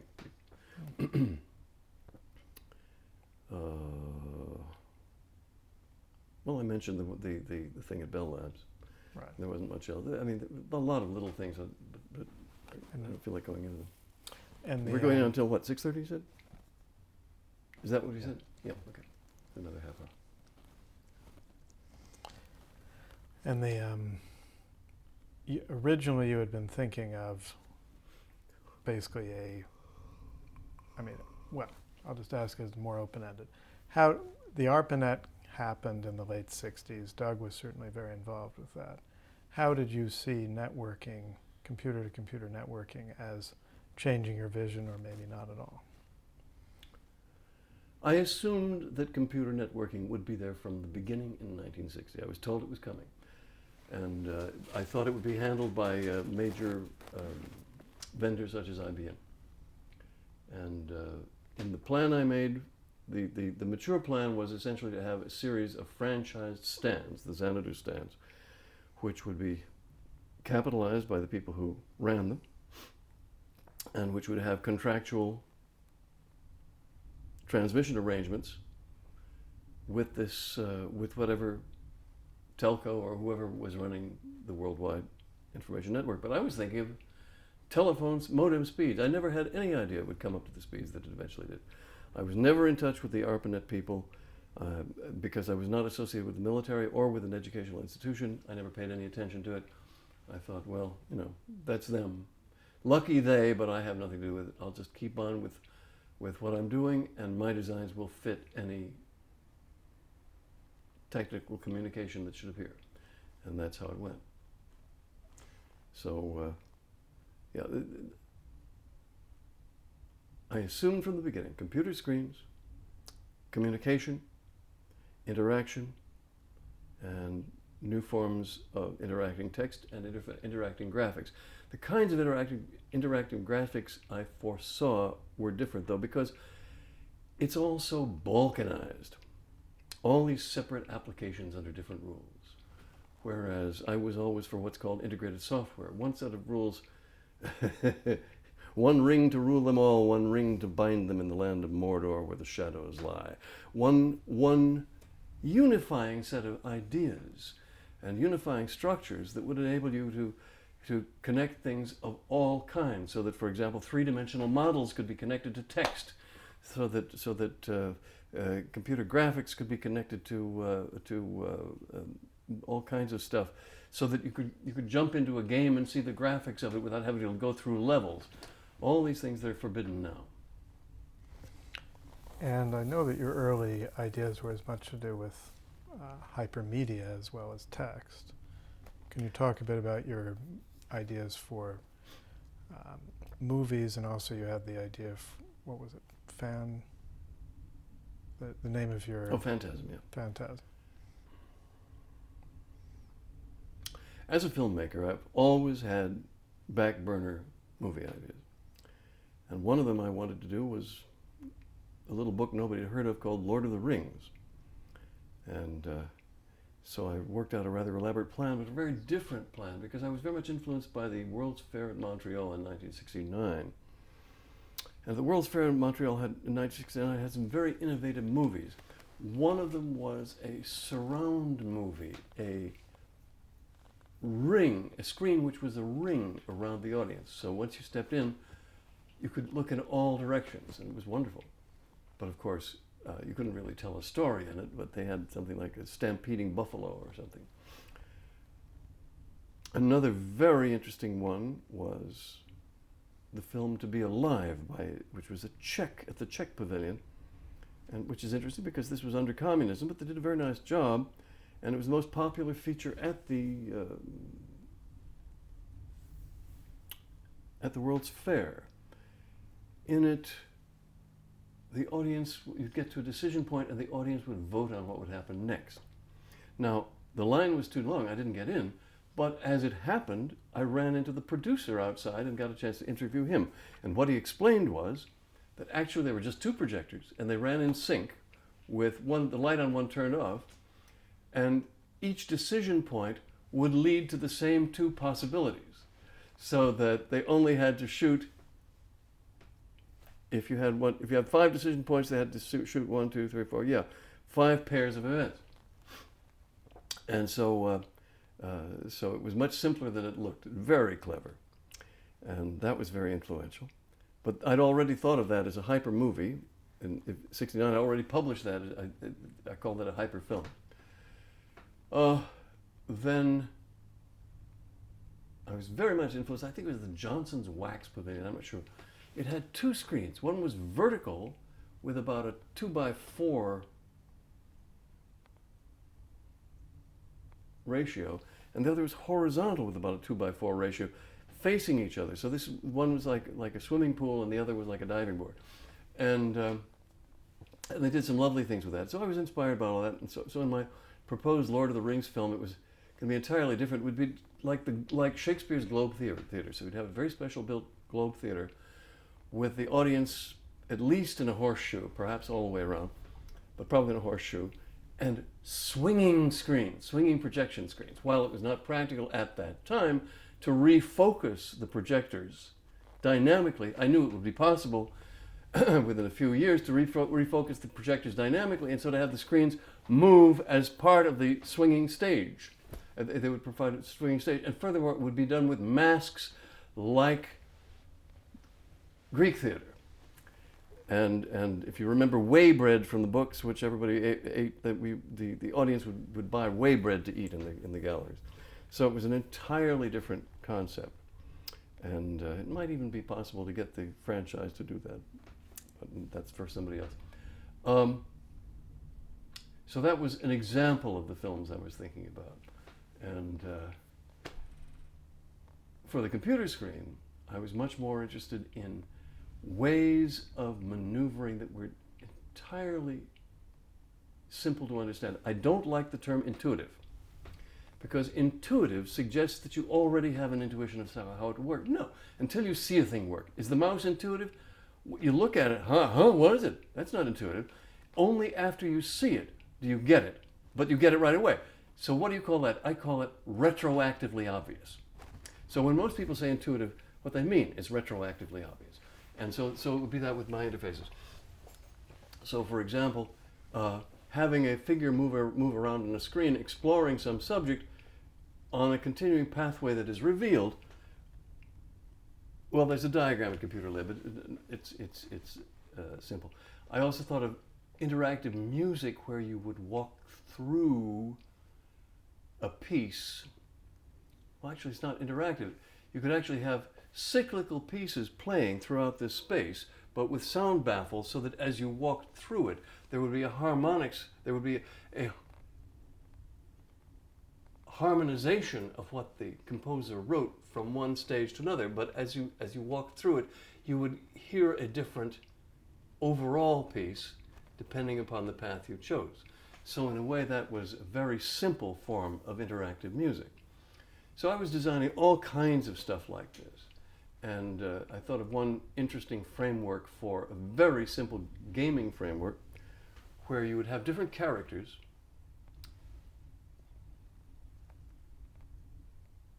and you would see what they see, or you'd see them,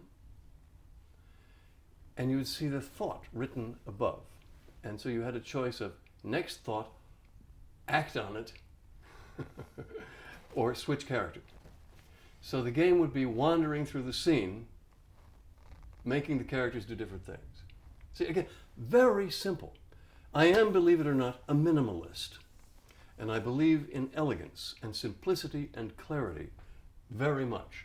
So when people accuse me of having complicated stuff, it's just that they don't get the inner kernel of the idea. Because I believe all of my stuff is minimalist and simple. But the ramifications can be fairly complex, as in my visible database Zigzag, which gets very complicated very easily, even though it is totally minimalist in that all you have is cells with directional connections. So what did you see people creating with Xanadu? How would that change the kinds of things they would create? Change them from what? From what was done before Xanadu. Oh. What would it enable that would be different?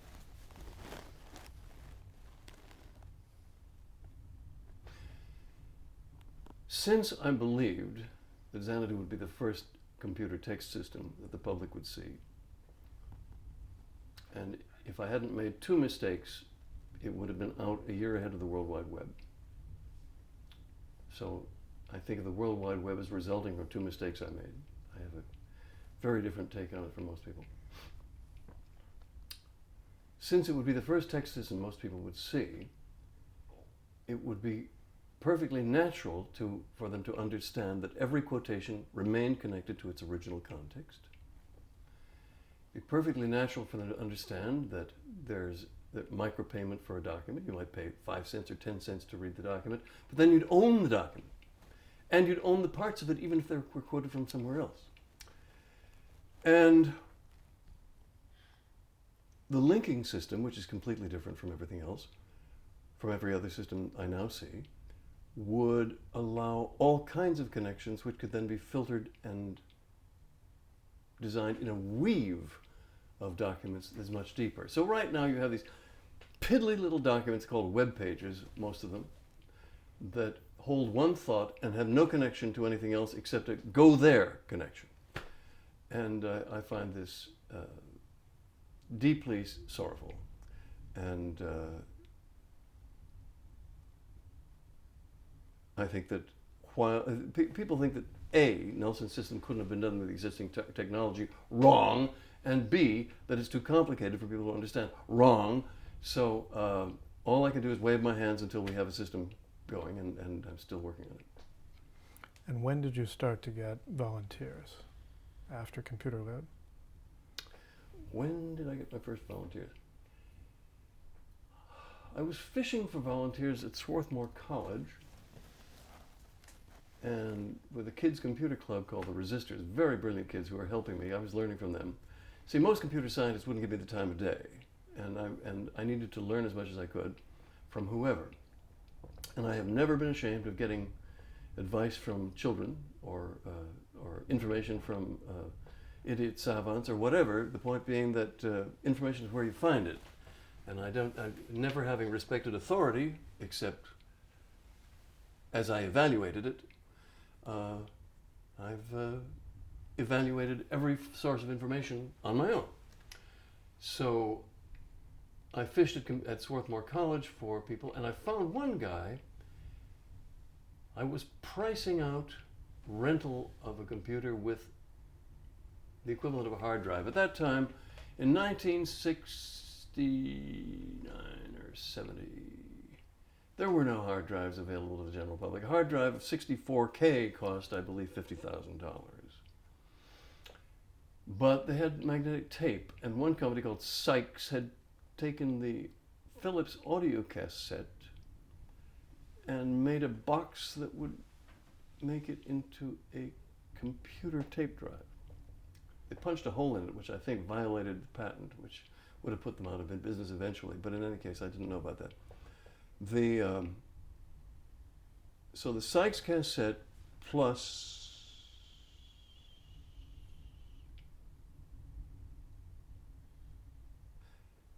a computer from Data General, a DG1 or something, DG3. Anyway, a 16-bit computer rented for $3,000 a month. Anyway, their technical guy, Cal Daniels, was a very nice man, and very intelligent, soft-spoken, and was interested, and we worked together in the years 1970 and 71. He was my Wozniak, if only I'd realized it. And together we wrote the software for what would have been the first or second commercial word processor. The first one came out around that time from Wang Labs and cost $10,000. So we were in the same ballpark financially. Mine, however, had a very unusual structure in that I believe it was extremely simple to use, and the people who used it agreed. It was highly non-obvious, and you didn't have to capitalize sentences or uncapitalize them when you moved them around, since it was built for rearrangement, constant rearrangement. You see, again, writing is rewriting, and rewriting is rearrangement. Why should you recapitalize? So the point is the computer recognized the end of a sentence and could capitalize the beginning of the sentence, and so when you rearranged it, it would recognize what was changed. If you needed a name, then you would capitalize, only then, and that was a permacap. And it had other very smooth features in the use of it. And I take special pride in the fact that I designed it with my fingers wiggling in the air in the dark, and yet those people who have used it found it extremely smooth to use. And I knew it would be. And they said at Xerox PARC that you could never know in advance how a thing would feel. I challenge that. So this is why I think of myself as like the Orson Welles of software, that I know something nobody else knows. And I can't put it in words, I can't put it in writing, but I do. Anyway, so that would have been the first word processor, and unfortunately, then I had to go away to Chicago for that job, and I lost touch with Cal, and he committed suicide. Now, his wife later told me that, I shouldn't feel bad about it, but Jesus Christ. If only I'd stayed in touch, it might have made a difference. And so I also found several other volunteers who helped me in various degrees, but that collaboration was the principal one. The guy who'd been backing us, we rented the Nova for 2 months. That was the Data General Nova was the name of the computer. He pulled out. He'd promised $10,000. He pulled out after $6,000, the fool, and said, no, rental. My father says you should rent it because you should never buy equipment, not understanding that if we bought it for $4,000 more, we would have had something to show off. We would have had a workable system to sell. Anyway, there you are. So that was one of the missed opportunities. And that was 74 or something? 70. Oh. Let's see, I think I was at, 71, 72, because I reached, I believe I got to Chicago on like New Year's Day, 73. So before you wrote Computer Lab. Yep. And then did you move to the Bay Area sometime? 88. Much later, okay. So after Computer Lab, what did you do? Why don't I throw in this remark? I don't like the Bay Area all that much. It's a nice place to visit. I've never felt deeply connected with it. I love the houseboat neighborhood, but I feel only loosely connected with it. I don't feel a part of Silicon Valley at all. They have their own gods and their own way of thinking. mention of me at the Computer History Museum I regard as insignificant and misrepresentative.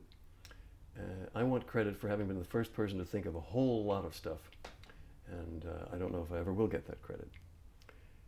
But I don't fit in the standard theology. I don't fit in the standard history, because if in the standard history you have a progression of ideas, one building on the other in a linear fashion, whereas in fact it's a great marketplace of ideas and accidents, and there's nothing linear about it except the progression that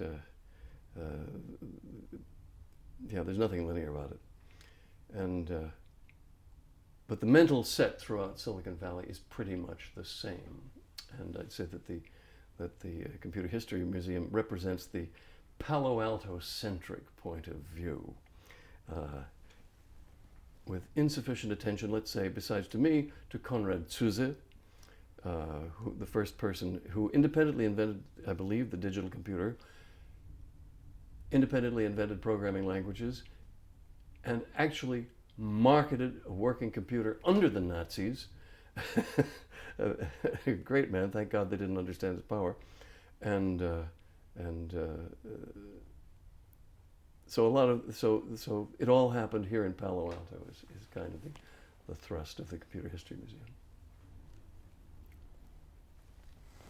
And so after, go through the 70s and also how did you feel about the counterculture?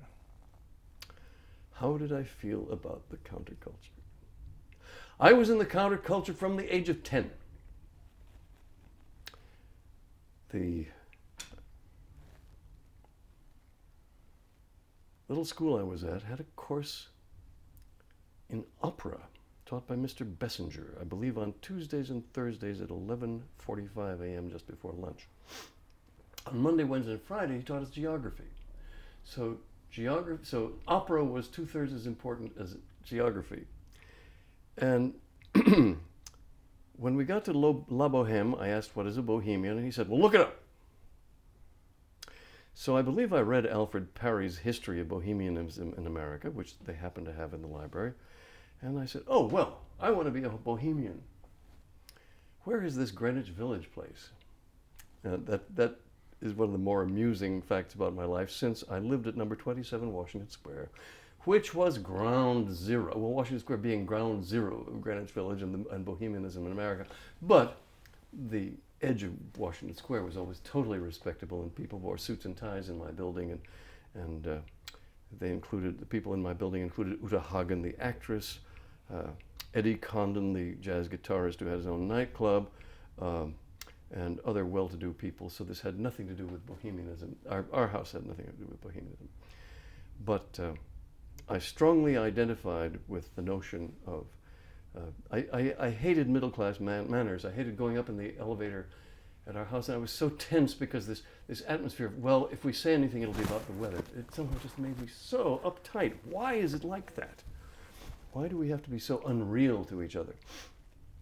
And all this free sex sounded great to me. I was a highly sexual child, and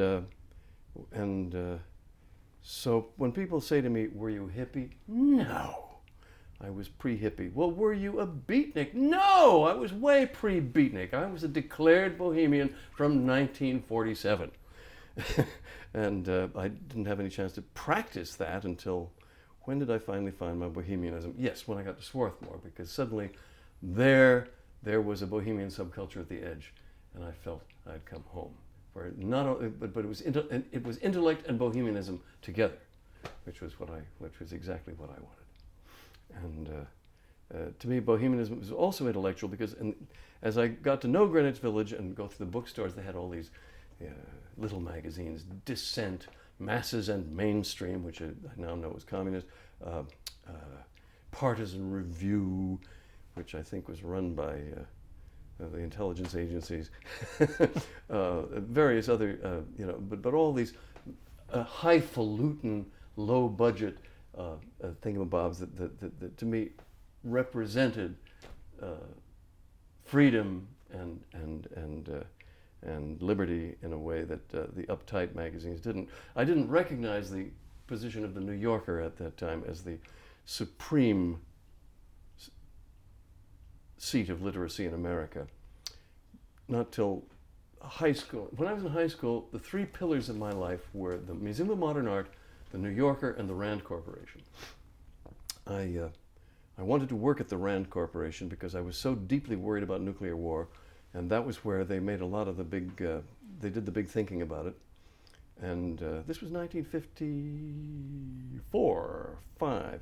My mother was having an affair with an author named Leo Roston, and he often came to dinner, and he was involved with the Rand Corporation. He had been involved with the OSS, possibly with the successor, I don't know. But I heard all about Rand from him, and that sounded like a place to be. And the Museum of Modern Art, well, membership cost $11 a year. It now costs $22 to get in the door for one day. But for my $11, I was able to get 2 membership cards, one for me and one for my wife, which I gave to the gal I knew. And to me, that I didn't understand the true political position of the Museum of Modern Art, which in fact Nelson Rockefeller set up in large part to quell the red-leaning art movement of the United States. But in any case, all of these things come later. So where were you living in the 70s then, for the most part? 70s. We should Right. strategize here for a second. So it's like 15, 20 minutes, right? So where do you want to get to? I mean, I was going to ask about Autodesk. Oh, you weren't? Okay. I wasn't rolling. We're rolling now. After Computer Lib, I had a brief teaching gig one semester at Swarthmore College. Did not go well because the computer never arrived, or didn't arrive in time.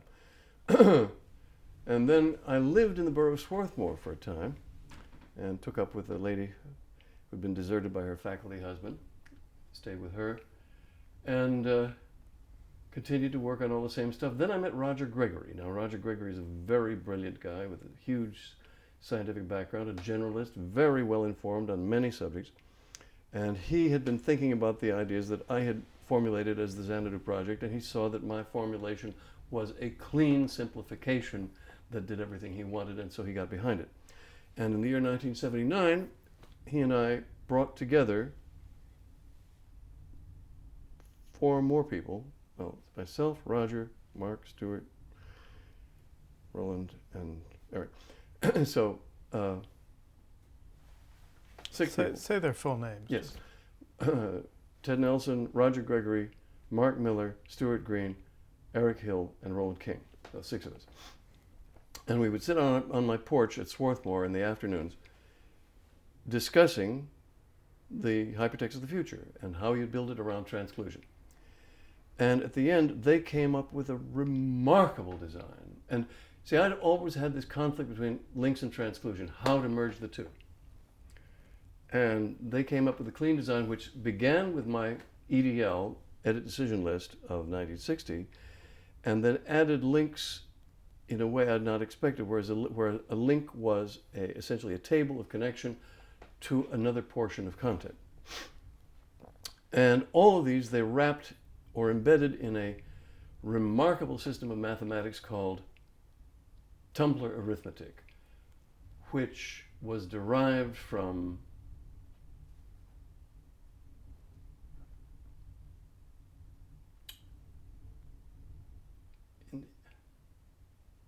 transfinite arithmetic.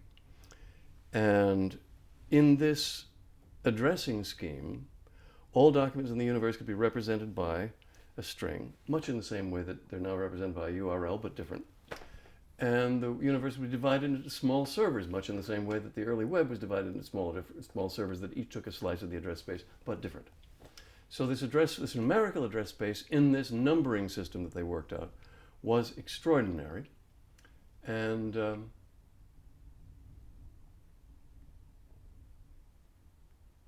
they then said, okay, we'll go and program it. And so they worked on it for a while, and they left one by one, leaving Roger holding the bag, continuing to program. And we made an agreement finally. I was very, very careful, very, very leery of investors, because investors will jerk you around and take it away from you, and you will not have creative control. So the reason that Jobs and Wozniak were able to do what they did, no investors. After the Apple won, they took on one investor who stayed in the background. The reason that Gates and Allen were able to do what they did, no investors. The reason that Disney, Roy and Walt Disney were able to do what they did, no investors, etc. And so, continuing on this path, I was very leery of Roger's plan, but we divided it up so that he would handle the development, and I would continue to plan for the publishing system.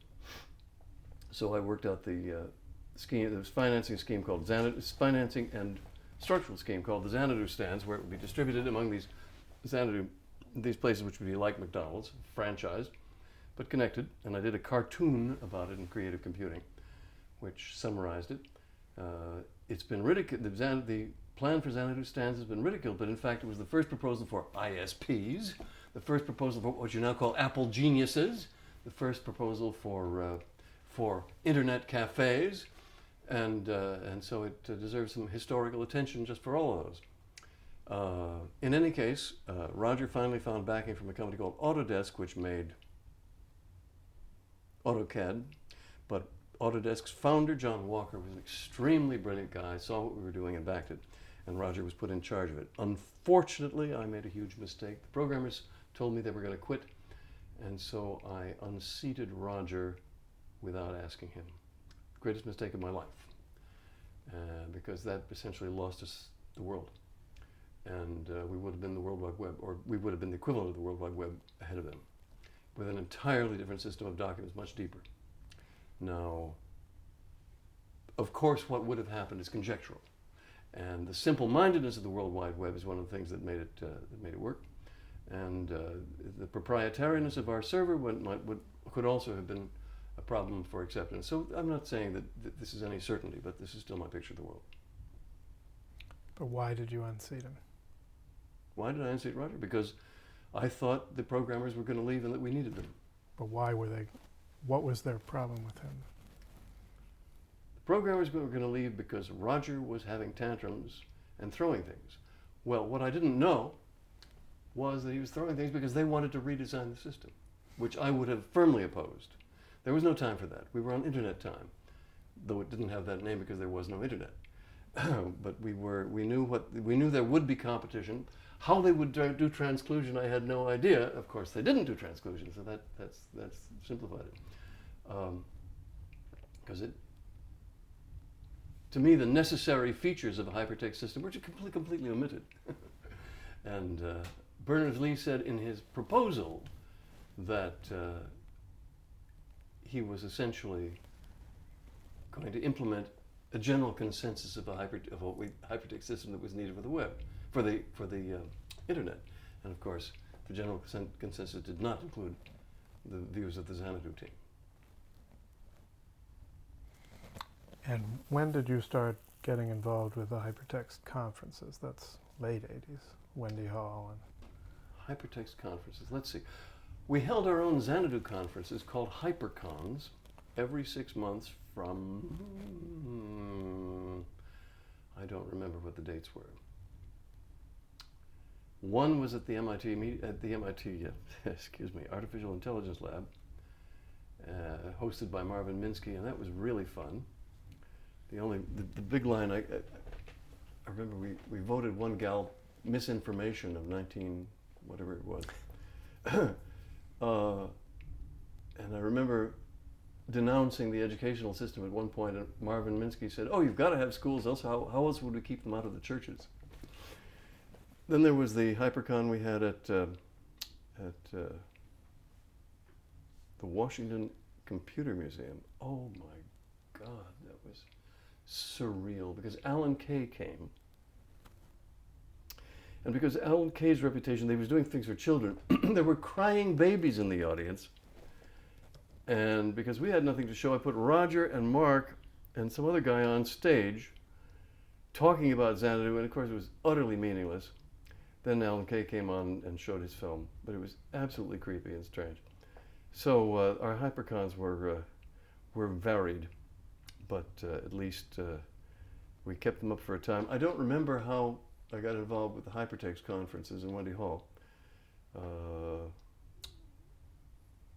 But did you know many other of the people that later became involved with the hypertext conferences? Did you meet them through that or earlier?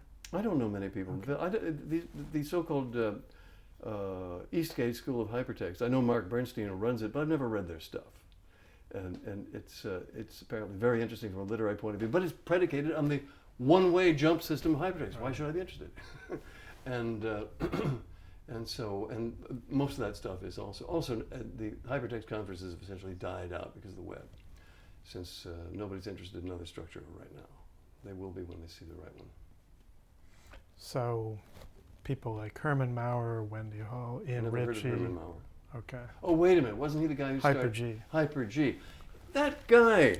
He fabricated an advertisement for Hyper-G and signed my name for it. To it, I sent out I wrote an angry letter and he retracted it. But that was a highly unethical thing to do.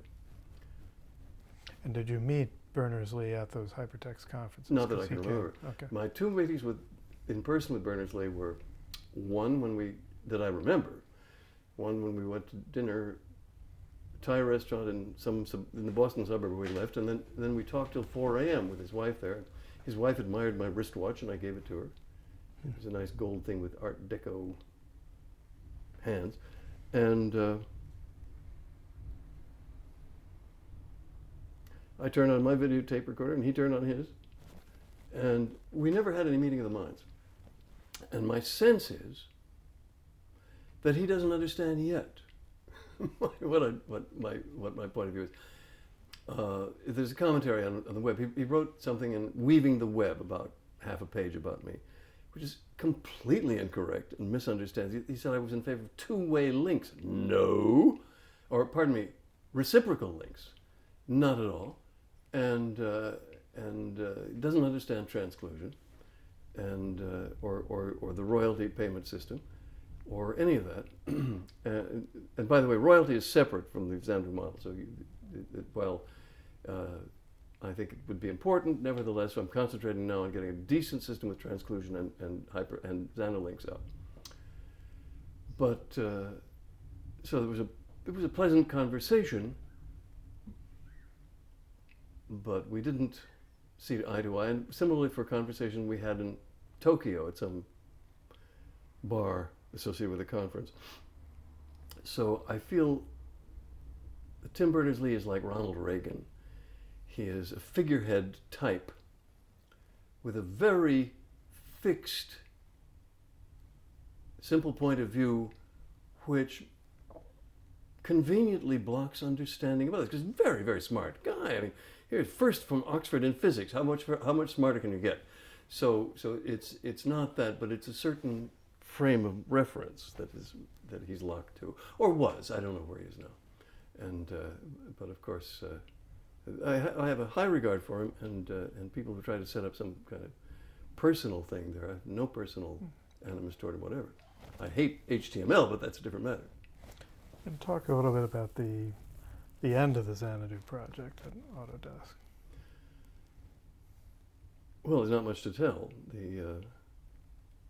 With Roger demoted, the boys started redesigning. And they kept redesigning for 4 flipping years. And I would go to the meetings once a week, driving 50 miles down, sit in Palo Alto listening to their reports on what they'd just done that sounded suspiciously like what they'd done a year before. And at the end of this, Carol Bartz came to lunch, the head of Autodesk, and on the houseboat, and said, it's time to move on, she told me. I don't know whether that's before she officially shut down Xanadu or not.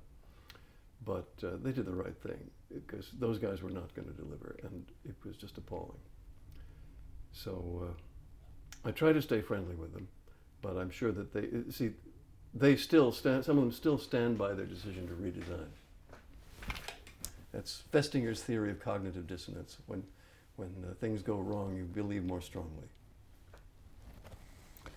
And you got to know Bill. Which, by the way, also exemplifies my own behavior. Festinger's theory of cognitive dissonance. When things go wrong, believe more strongly. Yeah, that describes me too. Determination, or who knows? There are two contradictory slogans. If at first you don't succeed, try again. And the definition of insanity is repeatedly doing the same thing, and expecting a different result. So those two different fortune cookies lead to two different behaviors. Anyway, you can't teach me new tricks. I'm just going to do this till it succeeds right out.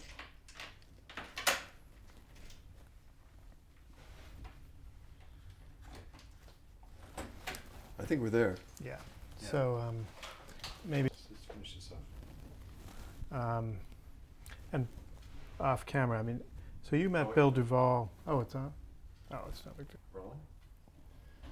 So after the Autodesk thing, it's been a very tight situation financially, and I met Marlene Mallicote in 1992, and we took up with one another. But for a long time, there were enough, shall we say, points of uncertainty that we waited 20 years to get married. Although we got along better and better and love each other very much.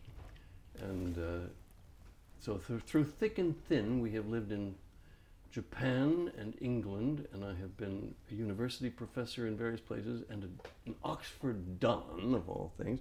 A Don being defined as either a fellow or a professor. And I was a visiting fellow at Wadham College, Oxford, so that makes me an ex-Oxford Don. And but through all this, I've simply proceeded trying to get Xanadu up. The one I'm working on is a dumbed down of the one they designed in 1979, dumbed down to fit present files, but intended to be able to adapt to Roger's server if and when Roger's server ever gets finished. He's ambivalent about this, and in any case, we've been trapped in prototype hell for all these years, getting only so far and no further. And of course, the bad odor that the name Xanadu has been in has not helped. And the attack on me in Wired in 1995, which I regard as incredibly deceitful and dishonest. I personally believe that Gary Wolfe is the most vicious and dishonest journalist since Joseph Goebbels, Hitler's propaganda minister, who set out to destroy the people he hated with lies. And I believe Gary Wolfe did approximately the same thing and was quite successful. So it's been very hard for me to get a job in this country until now.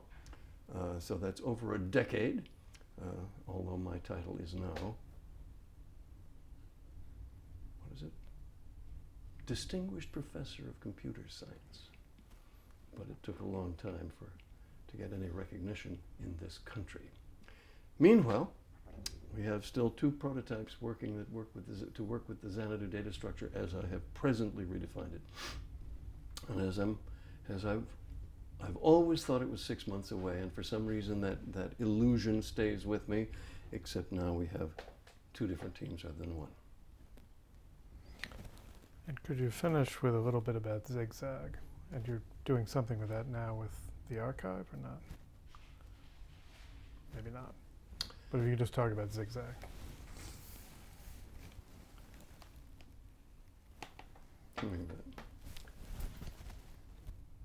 I've always thought databases were too complicated.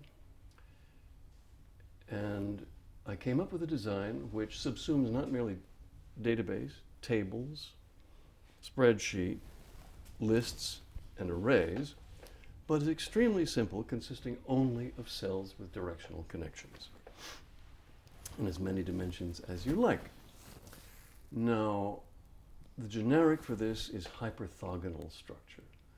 I originally called it Unifier, UNIFIRE, which I still like better, but now somebody else has the trademark. But for some reason I changed it to Zigzag, which I don't like as much, but it means exactly the same thing apparently in every language of the world, so it has that advantage. Because it has that language for one reason, because it's a space that you can zigzag through of orthogonal dimensions, of a dimensionality no one has ever seen before. So it's taken since 1983 to find the mathematical definition of it, which I won't go into here. But the point is that it's an extremely simple kernel idea which, suitably ramified, does a lot more than you'd expect a database to do, including visualizations and programmability. And so I still have hopes for it. There's a visualization project at the Internet Archive based on Zigzag, which may or may not see the light of day because of various people leaving, but it uses some of the visualizations of Zigzag, but it's not a real Zigzag system. It's just visualizing things in rows and columns, which is very simple in Zigzag. But I still have hopes for Zigzag as a generalized database, and also as a kernel mechanism for large-scale software projects, because in fact it sits in the heart of one of the Xanadu prototypes, Xanadu Space, and is the reason that it could be programmed so quickly and powerfully, because instead of having to create new ad hoc data structures, the programmer simply adds new dimensions and new structures within those dimensions, making it very simple. I forgot to turn my recorder back on for that. Oh, well. Can I do one more? Short? One more? Forget it. Okay. No. 6:40. 6:40. You said you'd let him go. Okay, so it's at 6:40. I missed one more, section one on Oxford and Marlene Zigzag. Okay. How has your thinking about the computing field changed over the decades? How has my thinking about the computing field changed over the decades? It hasn't. Like everyone else my age, I'm still doing what I was doing 50 years ago. And I still think of computers the same way, as potentially multi-purpose machines, easily adaptable to anything you want them to do, although the monopolies which have taken over, such as Apple and Microsoft and Google and Adobe, have all locked us in straitjackets. So I'm still looking for a kind of freedom that's been taken away. Thank you very much. Good.